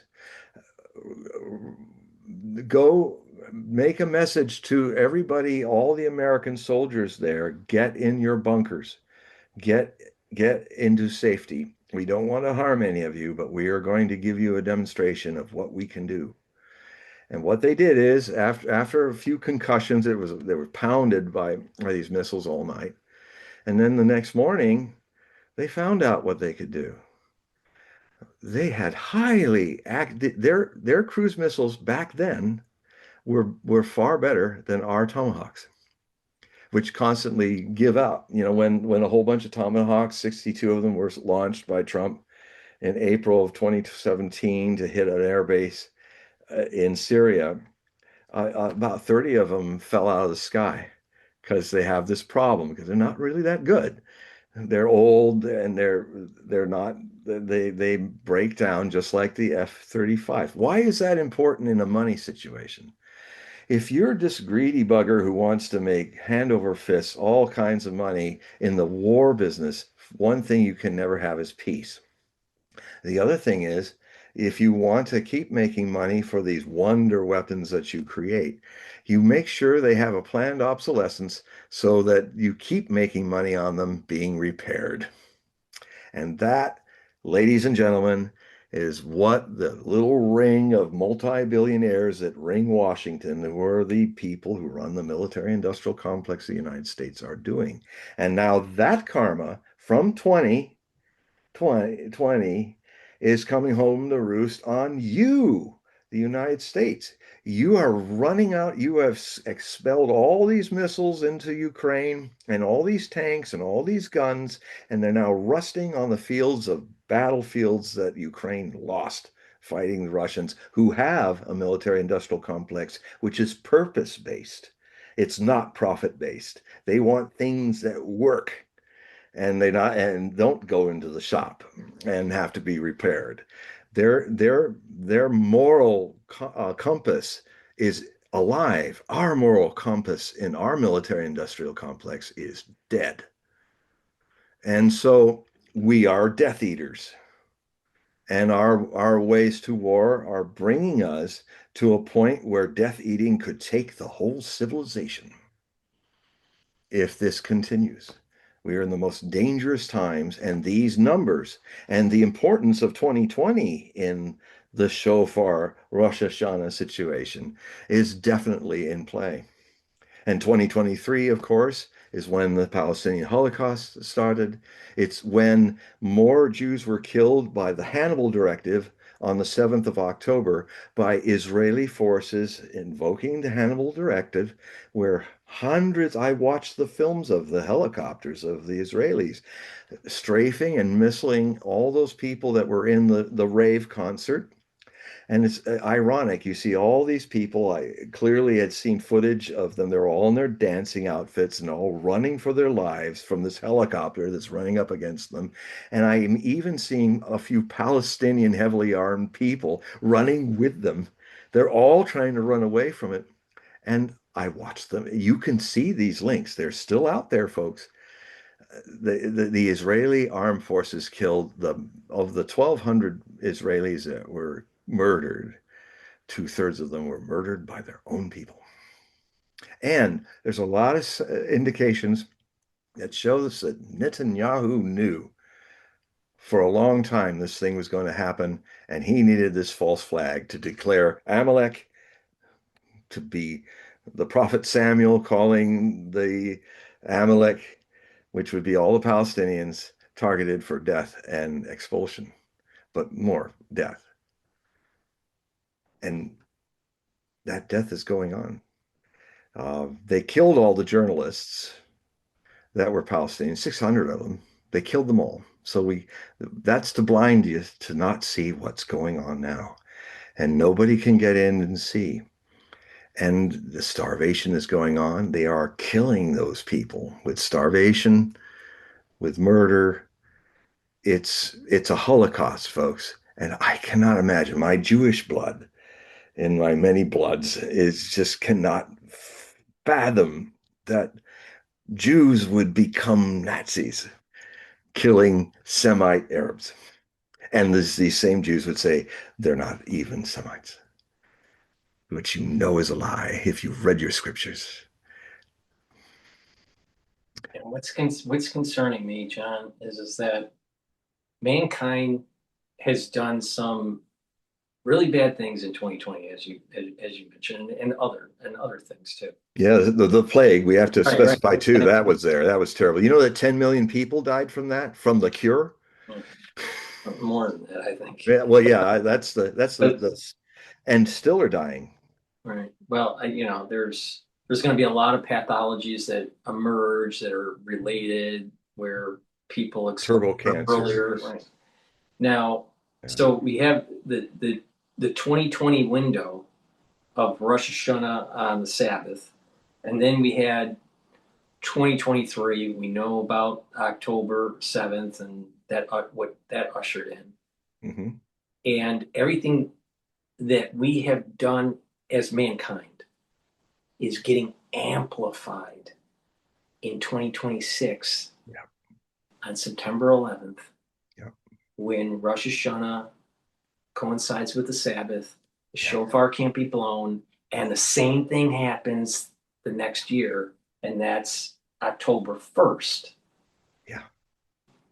All right. So, there's this amplification. And I'll tell you, when I saw 2020, when I saw 1928 and 1929 Yeah. as a consecutive pattern, I would not be surprised that we're talking war and we're talking economic calamity. It's happening. We have this, I think they're we're starting doing, to see it. We're just starting to see it boil. you wait Over. till September. Yeah, yeah, yeah. There'll be no question when things go skyrocketing in the oil prices and this whole thing that Trump's gotten into to kind of drag this thing on and not resolve it because and he can't help it because he's losing his mind, and that's very dangerous. Um, Well, uh, we have munitions that have been expended. We don't have yeah. the military industrial complex to be able to It'll take 10 resupply. years. It'll Right, take 10 years to resupply. replenish that. Then you have this up and coming power, China with Yeah, Taiwan, right? You have Israel that's going to try to deep six any type of peace agreement, that's right. right? Then you have the midterm elections and this infighting that's happening in our society between the conservatives and Potential civil war, a cold civil war right now. yeah, It could go yeah, hot. yeah, yeah. No, And then talk about this. The the facts that Larry Johnson and Pepe Escobar accurately from Pakistani source have found is that Iran has the ability, has nuclear weapons, and if this thing doesn't work out, they have already promised that they will test one. And the long story short about nuclear testing is it's almost impossible for a earthquake to happen exactly at the same time that you create a man-made nuclear earthquake underground. So the way it works is the Iranians, where they're ready to do it, will announce to all combatants in the world that on this moment, on this second, on this hour in Iranian time, we will light one off, and all your seismic instruments across Central Asia will pick it up exactly on this time and second.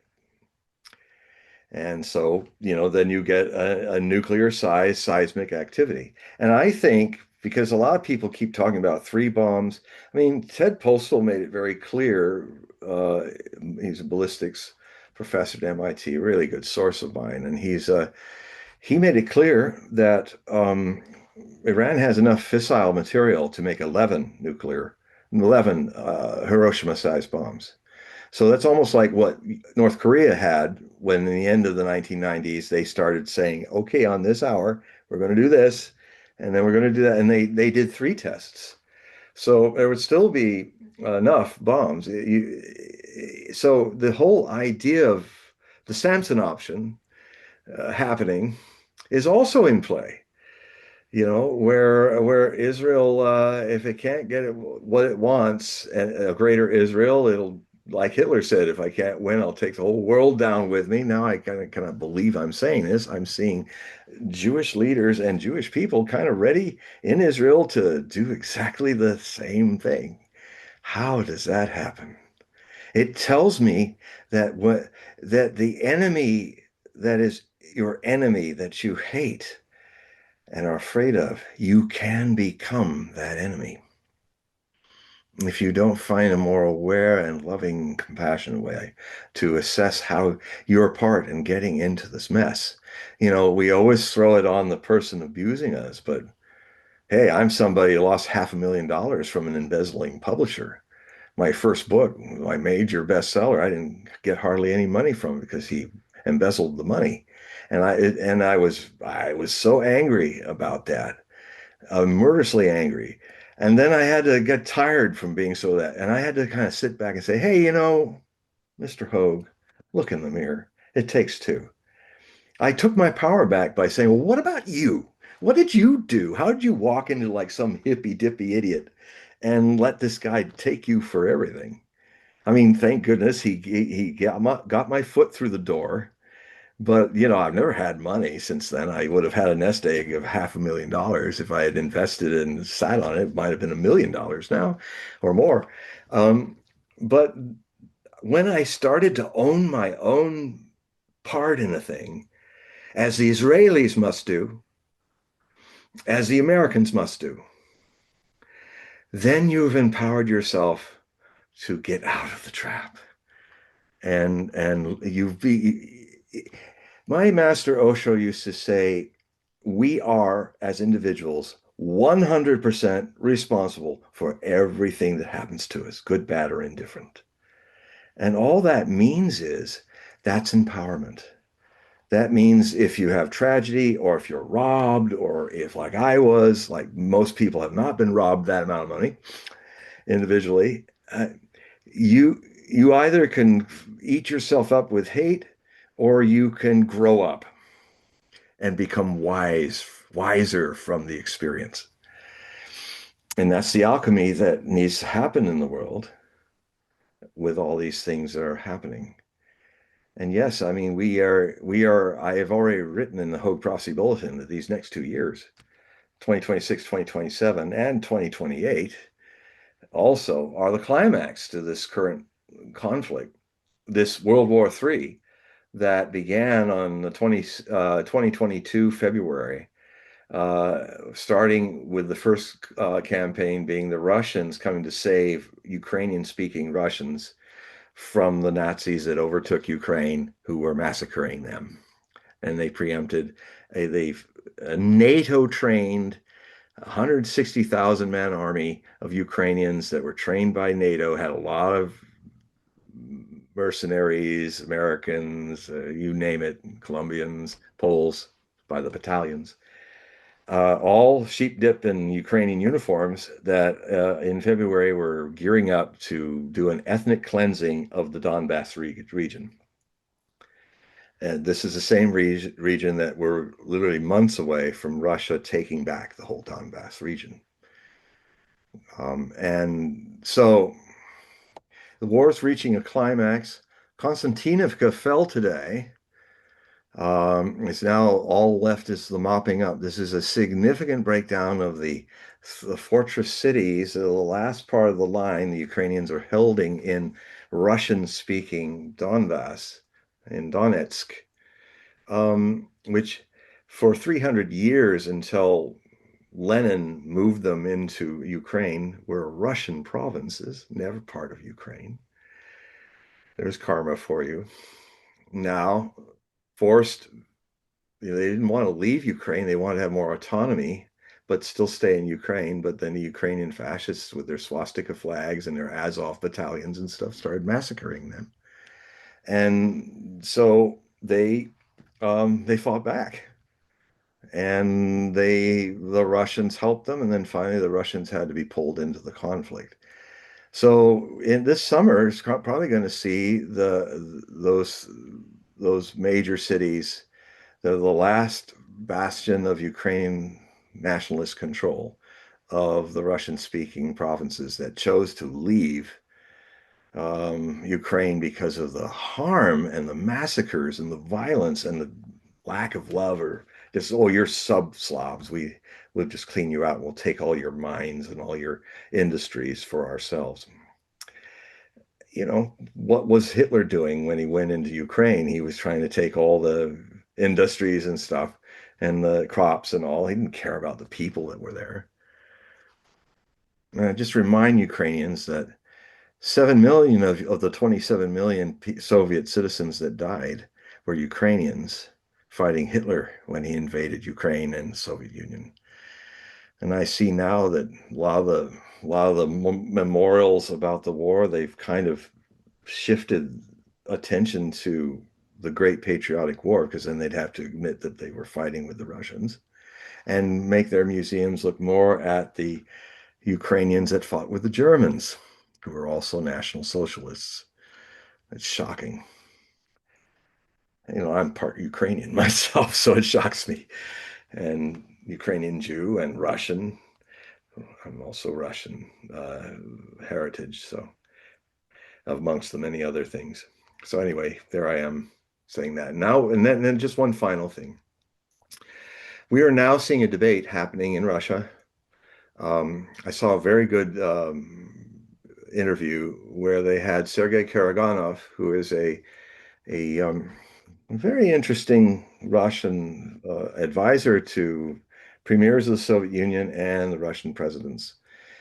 And he was on with John Mearsheimer, and Glenn Deason was the host of the two of them. They had a very, very interesting conversation about the concept of, because Russians are getting mad. It's reaching a point where they're tired of this long special military operation. If you guys really knew what Putin was like, you would know that he's been trying to keep this thing not going into a full-scale war. But he's had a change of heart when Trump had him on the phone at the beginning of the year and said, "Oh, sit there for a while in Valdai, and I'll get back to you when I know more about the peace efforts that we're doing." And so he wasn't actually there. He was in the Kremlin, Putin, because they wondered what would happen. So they set up a test. And what happened was, in the 2 hours that he was supposed to wait there, hundreds of drones guided by United States satellites were out to kill him in that northern region near Novgorod, near St. Petersburg, in a winter forest. Now, next day, he called back, the president said, and told Trump what had happened. And Trump either feigned or really was authentically not aware that this had happened, that things were going on without his approval. I don't know which is true. I kind of lean to him knowing that it was there. That that woke Putin up to ending his great efforts for decades to do finish this problem diplomatically. Now he's emerged from that period of meditation as a war president.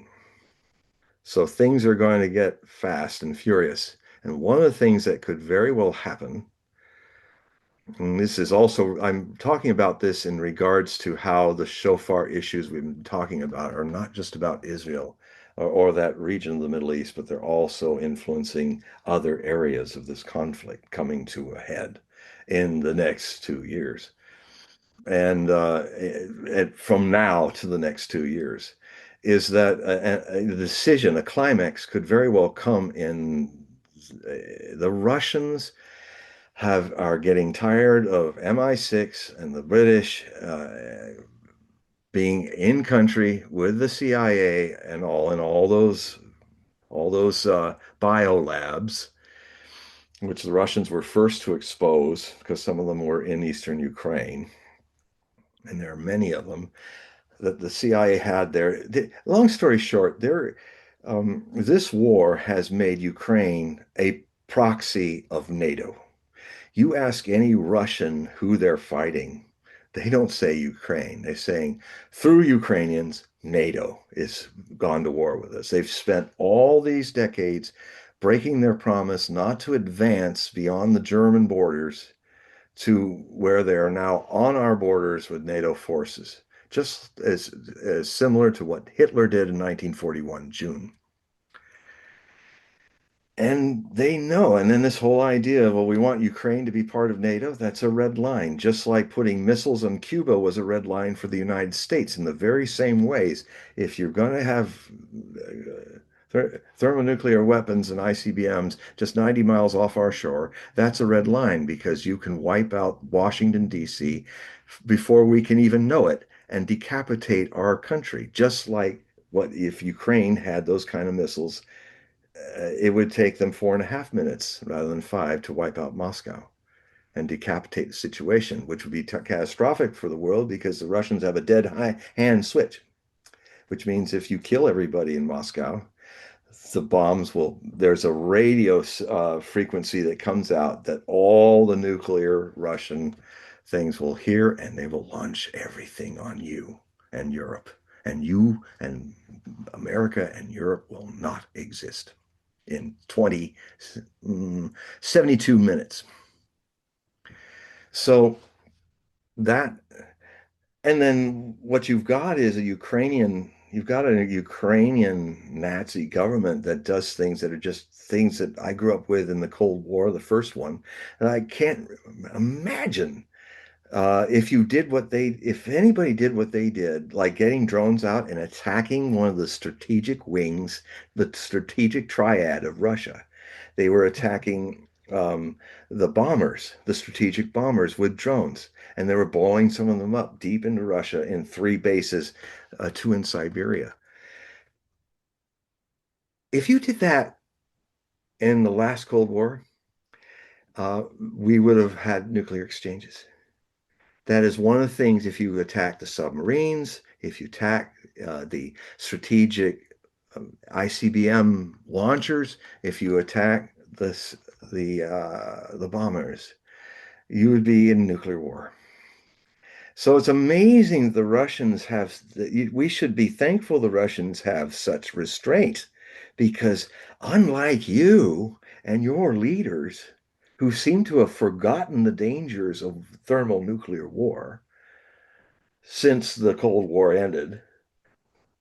And the Russians, you're alive because the Russians and the Chinese are adults and they know what's at stake. The human race, the planet. All you people want to hug trees. Thank Putin for not seeing them all blown up in nuclear ash. It is. And so what's happening now is that the Russian nation is saying we're done with this shadow boxing, hiding behind Ukraine as a punching bag.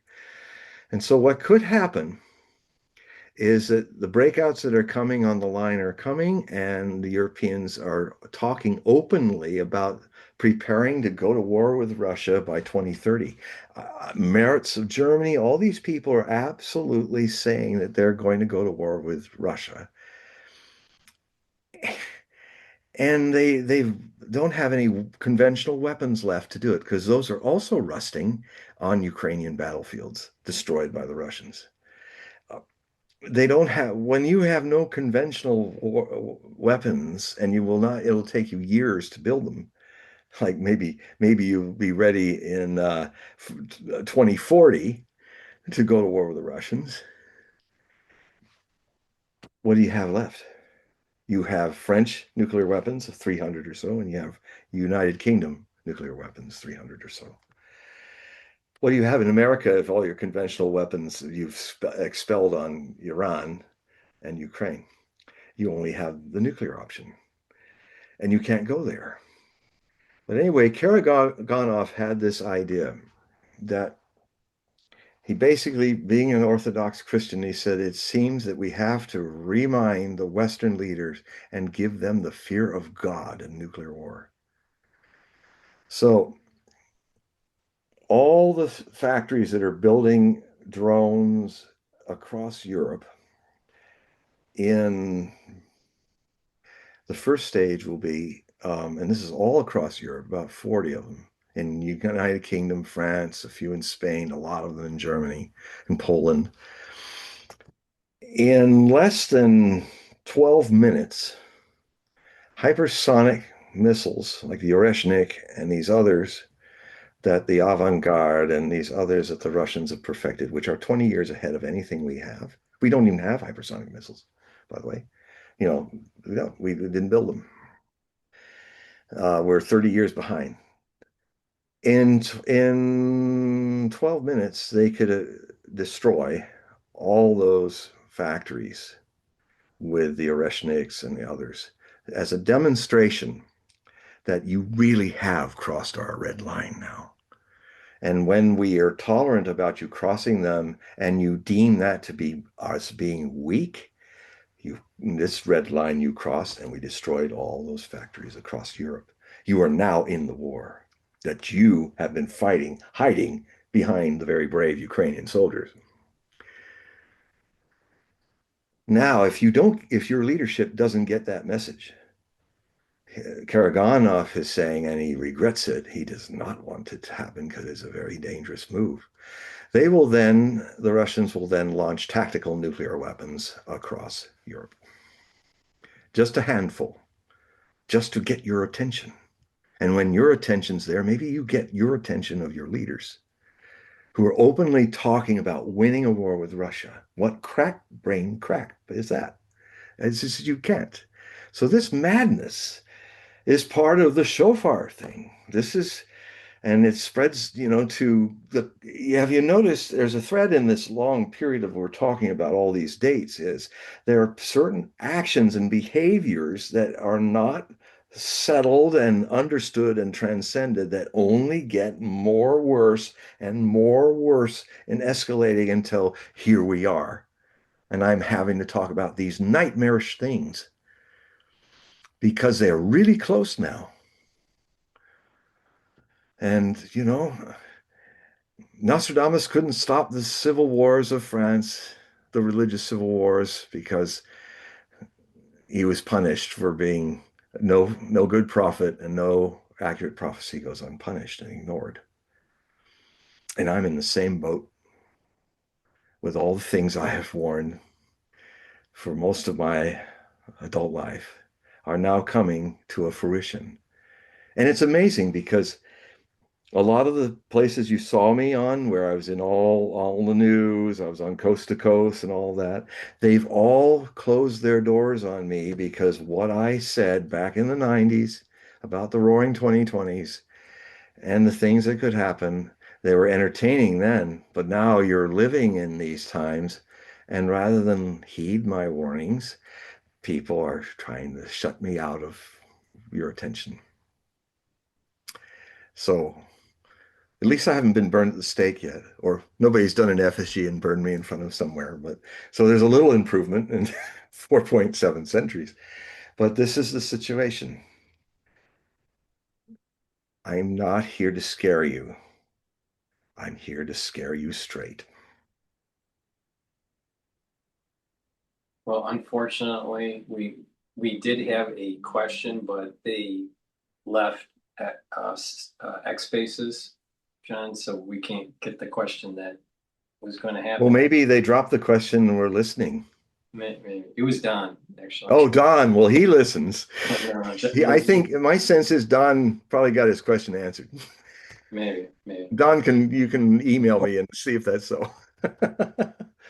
So we're near the end of the show here, John. So if you can just explain the periodicals and the readings, and I just want to reiterate to the audience in the description of this video, you can click the link that will take you to John's website. There's also a link where you can follow John on X. So please click those and sign up for the periodical and do a reading. Yes, it's much easier to read on X at the moment. I'm still upgrading my website so it's cell phone friendly, but X is already set up for that. So I've started to post everything I have written since the beginning of 2025, and about a week from now, I'll have everything that I've written since then up. And I'm seeing a lot of hits, a lot of people reading it on X. So go over there. It's really easy to read and see the illustrations there. And I have the same donation subscription links if you so choose to join. Okay. So all right. So everyone, please make sure that you click those links. And Don, I apologize. I apologize too, I Don. wanted to get the questions in. This was a very unusual and intense session No, amongst many. this one was a little bit more of an open session. I'm very worried about 2026 and 2027. It should be. It's And the just world's future is on the verge. yeah. Or not the world. The world will survive us. The world has another 5 billion years of life. But if you don't No, want the human race to be replaced by a bunch of very intelligent, erudite cockroaches in a billion years, uh, please consider our future all and right. keep the cockroaches I underfoot. I don't feel that it's a man man-made extinction event. Yeah. What I do feel is though it will be a tumultuous time period, Yes. and that tumultuous time period could last beyond 2027. Oh, It's yes, just it's that the going to curse last. comes in, and then we have to play out the curse, and that playing out of the curse could be 5 years. There'll be 40 years of this. Yeah, no, it could, The, I, yeah, and that's why I talk about the last chance generation who are just being born now. By the time they're in their 20s, that'll be in the 2044, 2045, end of the 2020s. 2040s, they'll be starting to influence leadership roles in the 2050s and the 2060s. And I call them the last chance because this generation of souls that have come into the world may very well solve a lot of the problems and get the right contexts for us to solve those problems because that's the one thing that can happen when things get really in your face. You've got to do something about them. When it's far away, if it's 1990 and you're hearing a guy talking about all these upheavals and things that are going to happen in the 2020s, oh, isn't that nice? I love to be entertained by being frightened by stuff I don't really think is ever going to happen. Well, now you're starting to see it happening and you can't escape it. So embrace it. Embrace the change. Embrace taking a jump into new behaviors and patterns. Your life and the lives of your beloveds depend on it. yeah, I've been so focused on just this year's Rosh Hashanah, Uh, and I've been talking about this for over a year, right?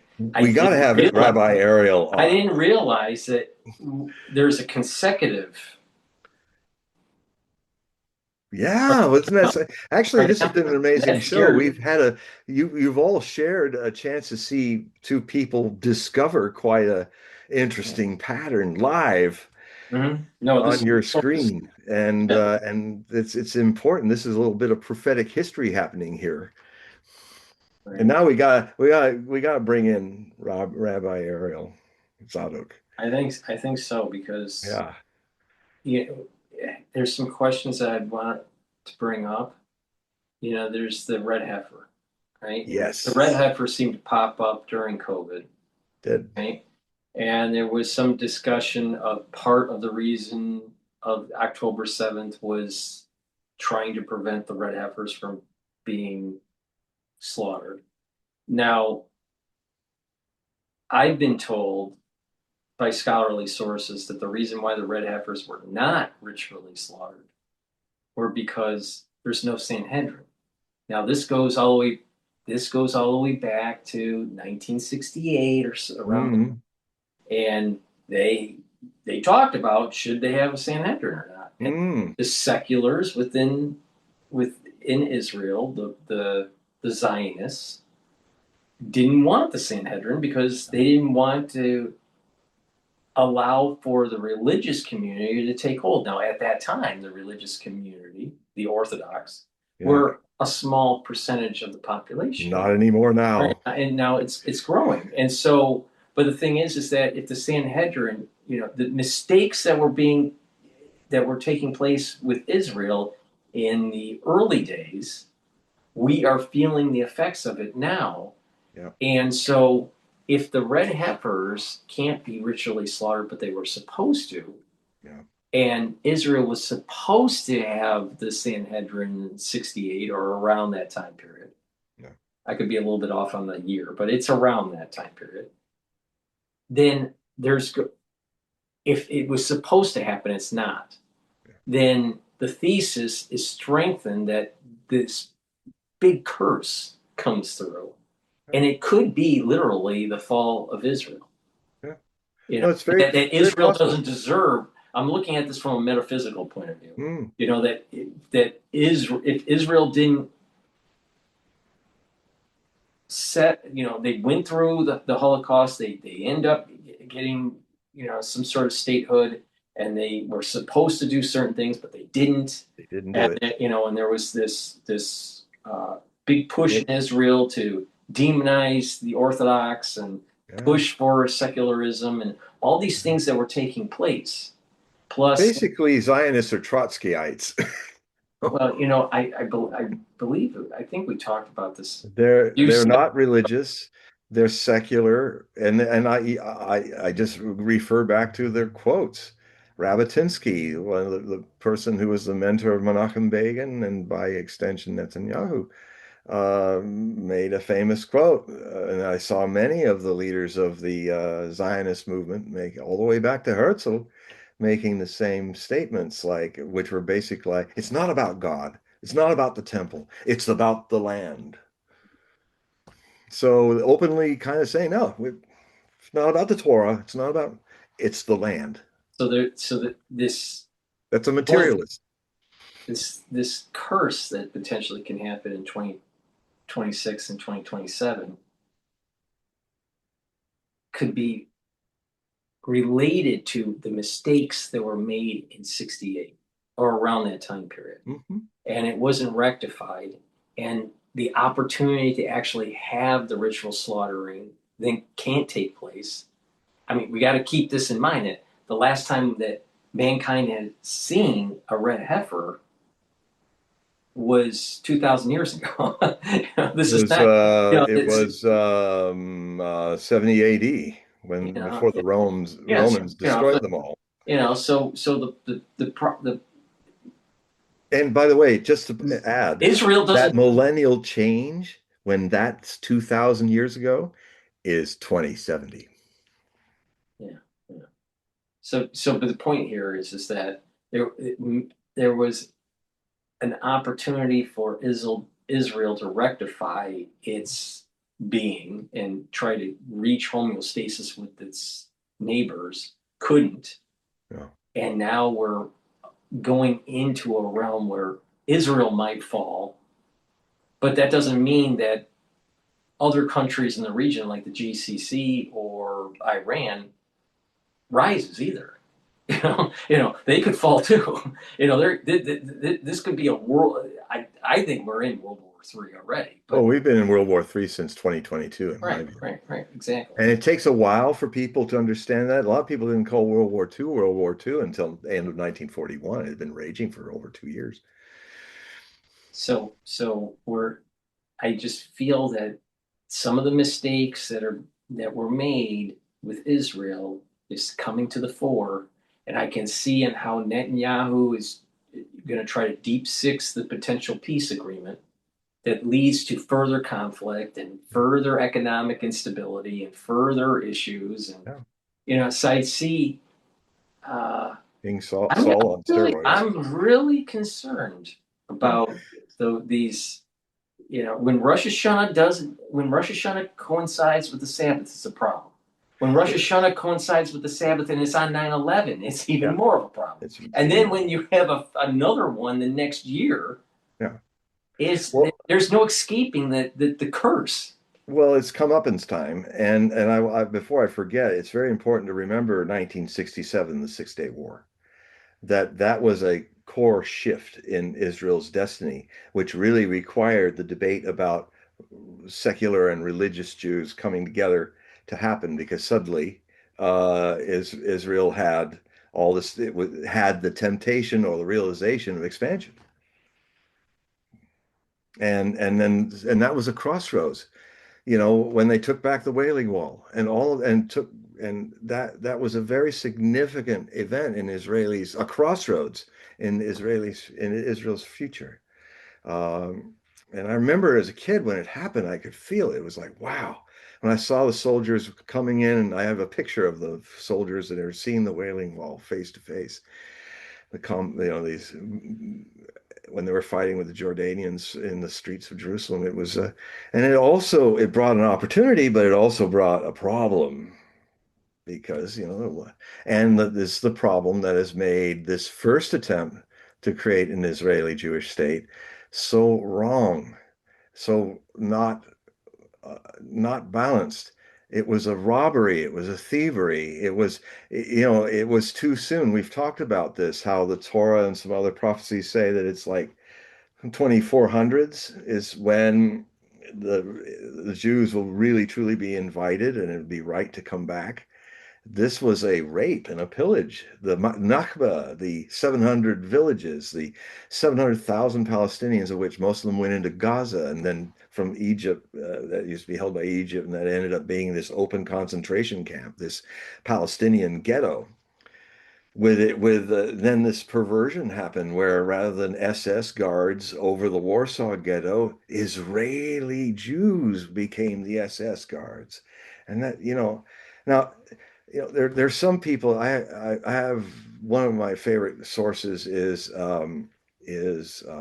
Gideon Levy, who's a reporter, long time in Haaretz. And he was just on recently with Tucker Carlson, and he's a very lonely man in a world where most of his friends, and he's talking about how there's this like madness, where people just want to not hear about it. They don't want to hear what's going on in Gaza. They don't even think it's there. And there's a lot of denial going on in Israel. And he's I think he's one of the few people who would have liked to have had that discussion, and that important discussion that should have happened after 67, before the 70s happened, before Yom Kippur War happened and all that, because it didn't happen. I mean, the red heifer debate didn't happen. And in fact, well, what happened was the Zionists are not religious. They don't even believe in God, most of them. They're Right. I mean, it atheists. was almost like it was the state of This is not Israel. how Israel comes back to the Right, promised land, as exactly. I mean, the atheists. state of Israel was almost trying to create an extinction of the Orthodoxy. Yeah. which is I mean, which is you know, perverse. yeah, It's perverse. The Zionist movement that was taking place literally wanted to throw away Yeah. the religion and Yeah. just become secular. And this is part of the reason why Israel has that kind of European feel. Yes, You know, there's a European. absolutely. Well, it's like if you throw away all of that, what is Israel without it? Right. It's a country that may go the same fate as the Amalekites. Right. Just imagine the Godhead, coming Yeah. and questioning individuals, the Jewish people, in its totality, and say, okay, you were given the land, all right, you had this land opportunity for the land, but look at what you did. Internally, there was strife. You didn't even have a Sanhedrin. Yeah, that's right. You promoted this lifestyle that was antithetical to Jewish tradition and Yeah. Jewish teaching, and given the opportunity to slaughter the red heifers, you could have had you had many years to prepare for this, so you could set up the Sanhedrin, Yeah. right, while you were still watching the red heifers to make sure that they were pure enough for ritual Mhm. slaughtering. Decided not to do that. I mean, think about this conversation we're talking about with the Sanhedrin is hinted within the Israeli politic with its Supreme Court. Yep. Where they're having an infighting of what the composition should be. So God, basically says, "Do you deserve to be blessed or not?" This is why I keep on saying there's a curse coming. But It's the Babylonian just on captivity. Israel, It's a this is second diaspora. It's it could coming. it can be it could very well be. Um, And then it will be 2020, the 24th century before people can come back the right way, yeah, the the godly way. yeah, And then they'd be welcomed. They would be welcomed by the Palestinians and the Arabs. I mean, look how people who were not lost in that just when they started coming in the teens and the 20s and the 30s. I mean, Golda Meir came in the 20s, and the Palestinians were welcoming, they were helping. Brother and sister Semites were actually helping people. And I mean, I've even heard stories in the Negev where the Palestinians saw that some of the Zionists coming, this is now later, they even helped them then. And during the 40s and said, "Oh, actually, that's a good place to live, but you're not going to get water there, so you can share our wells that are down off this hill." And oh, thanks very much. And then what did they do? The Nakba came. They killed and cast all those people who helped them out of the Negev. This is not the way to behave godly. Like, this is not. And there will be consequences if you do dark things shall come tenfold upon you. Exactly. So, that's looking at it from the Godhead point of view.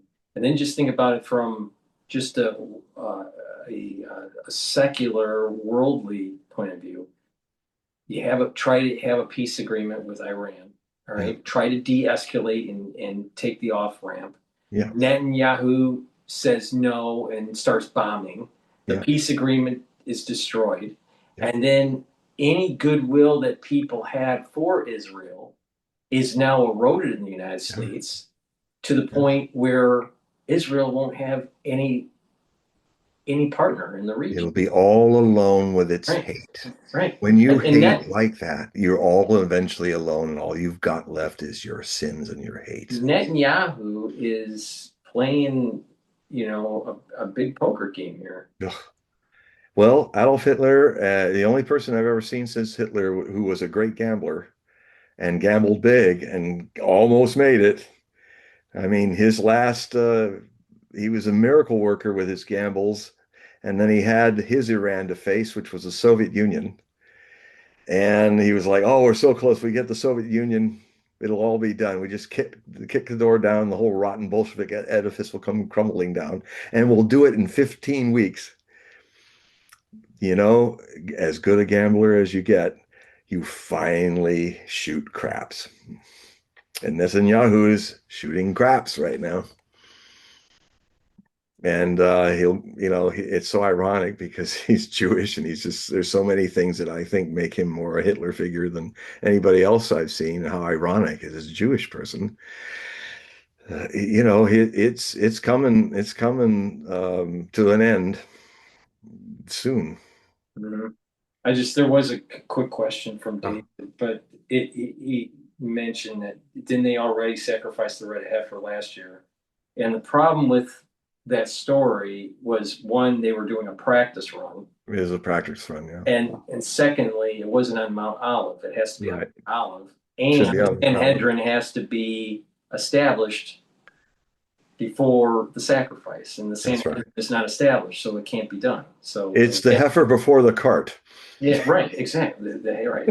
Heifer before the Sanhedrin card. Yeah. But the thing is that there's a series of things that are supposed to take place, and the scholars in Israel, the religious scholars in Israel, know this, and they should have been taking a leadership role Yes. to establish it, but they were afraid. And so this is part of the reason why that the Orthodox community will get the curse that I'm talking Yeah. about because they did not do what they were supposed to do. Take a Yes. leadership role, go against the Zionist movement that was eroding Yeah. the tradition and promoting secularism in the society. And when you succumb to the bullies,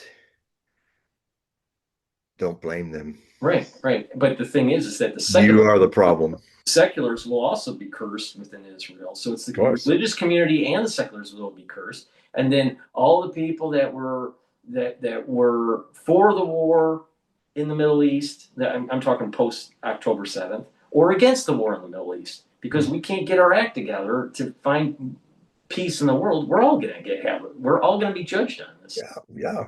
It's a So global no issue. no one is going to be able to say I am pure enough and shouldn't be cursed. Everyone is going to have some level of Yeah. hardship because of what has happened. No What matter how what much happened to someone the prepares. Sanhedrin when the Romans were breaking down the walls of Jerusalem and the temple? They were probably, we'll keep them from coming in, and they couldn't. And the temple was utterly destroyed as Jesus predicted. Right, right. Not a So single stone left standing. to be totally honest, I would not be surprised that during this tumultuous time period that we're talking about between 2026 and 2027, that I'm not predicting this, but I'm just saying You this wouldn't is be a problem. surprised if, yeah. Netanyahu's assassinated. Or he dies of his stage 4 cancer. He's not looking well. He's losing weight. I know he's got two doctors with him all the time. And, he had to get that operation that happens, a very extreme operation that happens because of prostate cancer. And so, he could die.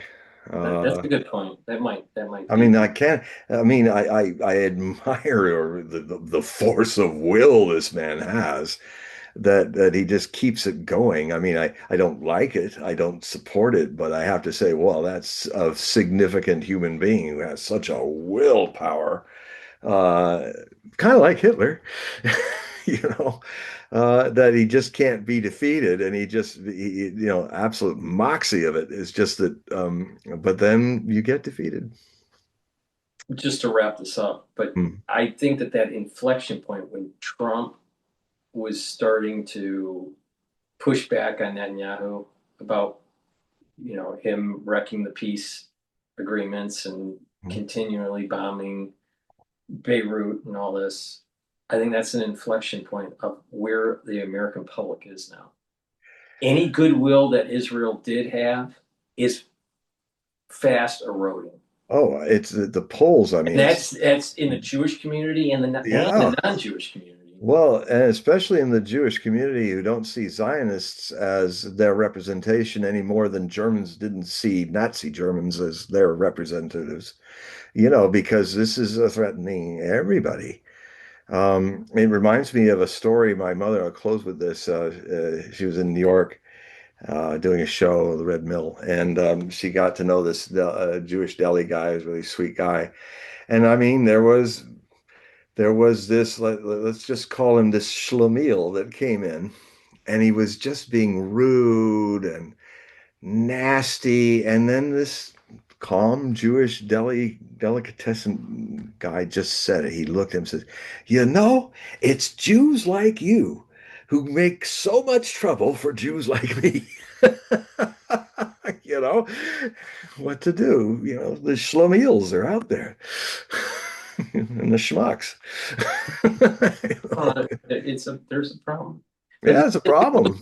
it goes both ways. Sometimes there's too much of this religious push, Yep, and that causes a problem. But there's it also does. too much of this secular push that causes. That's right.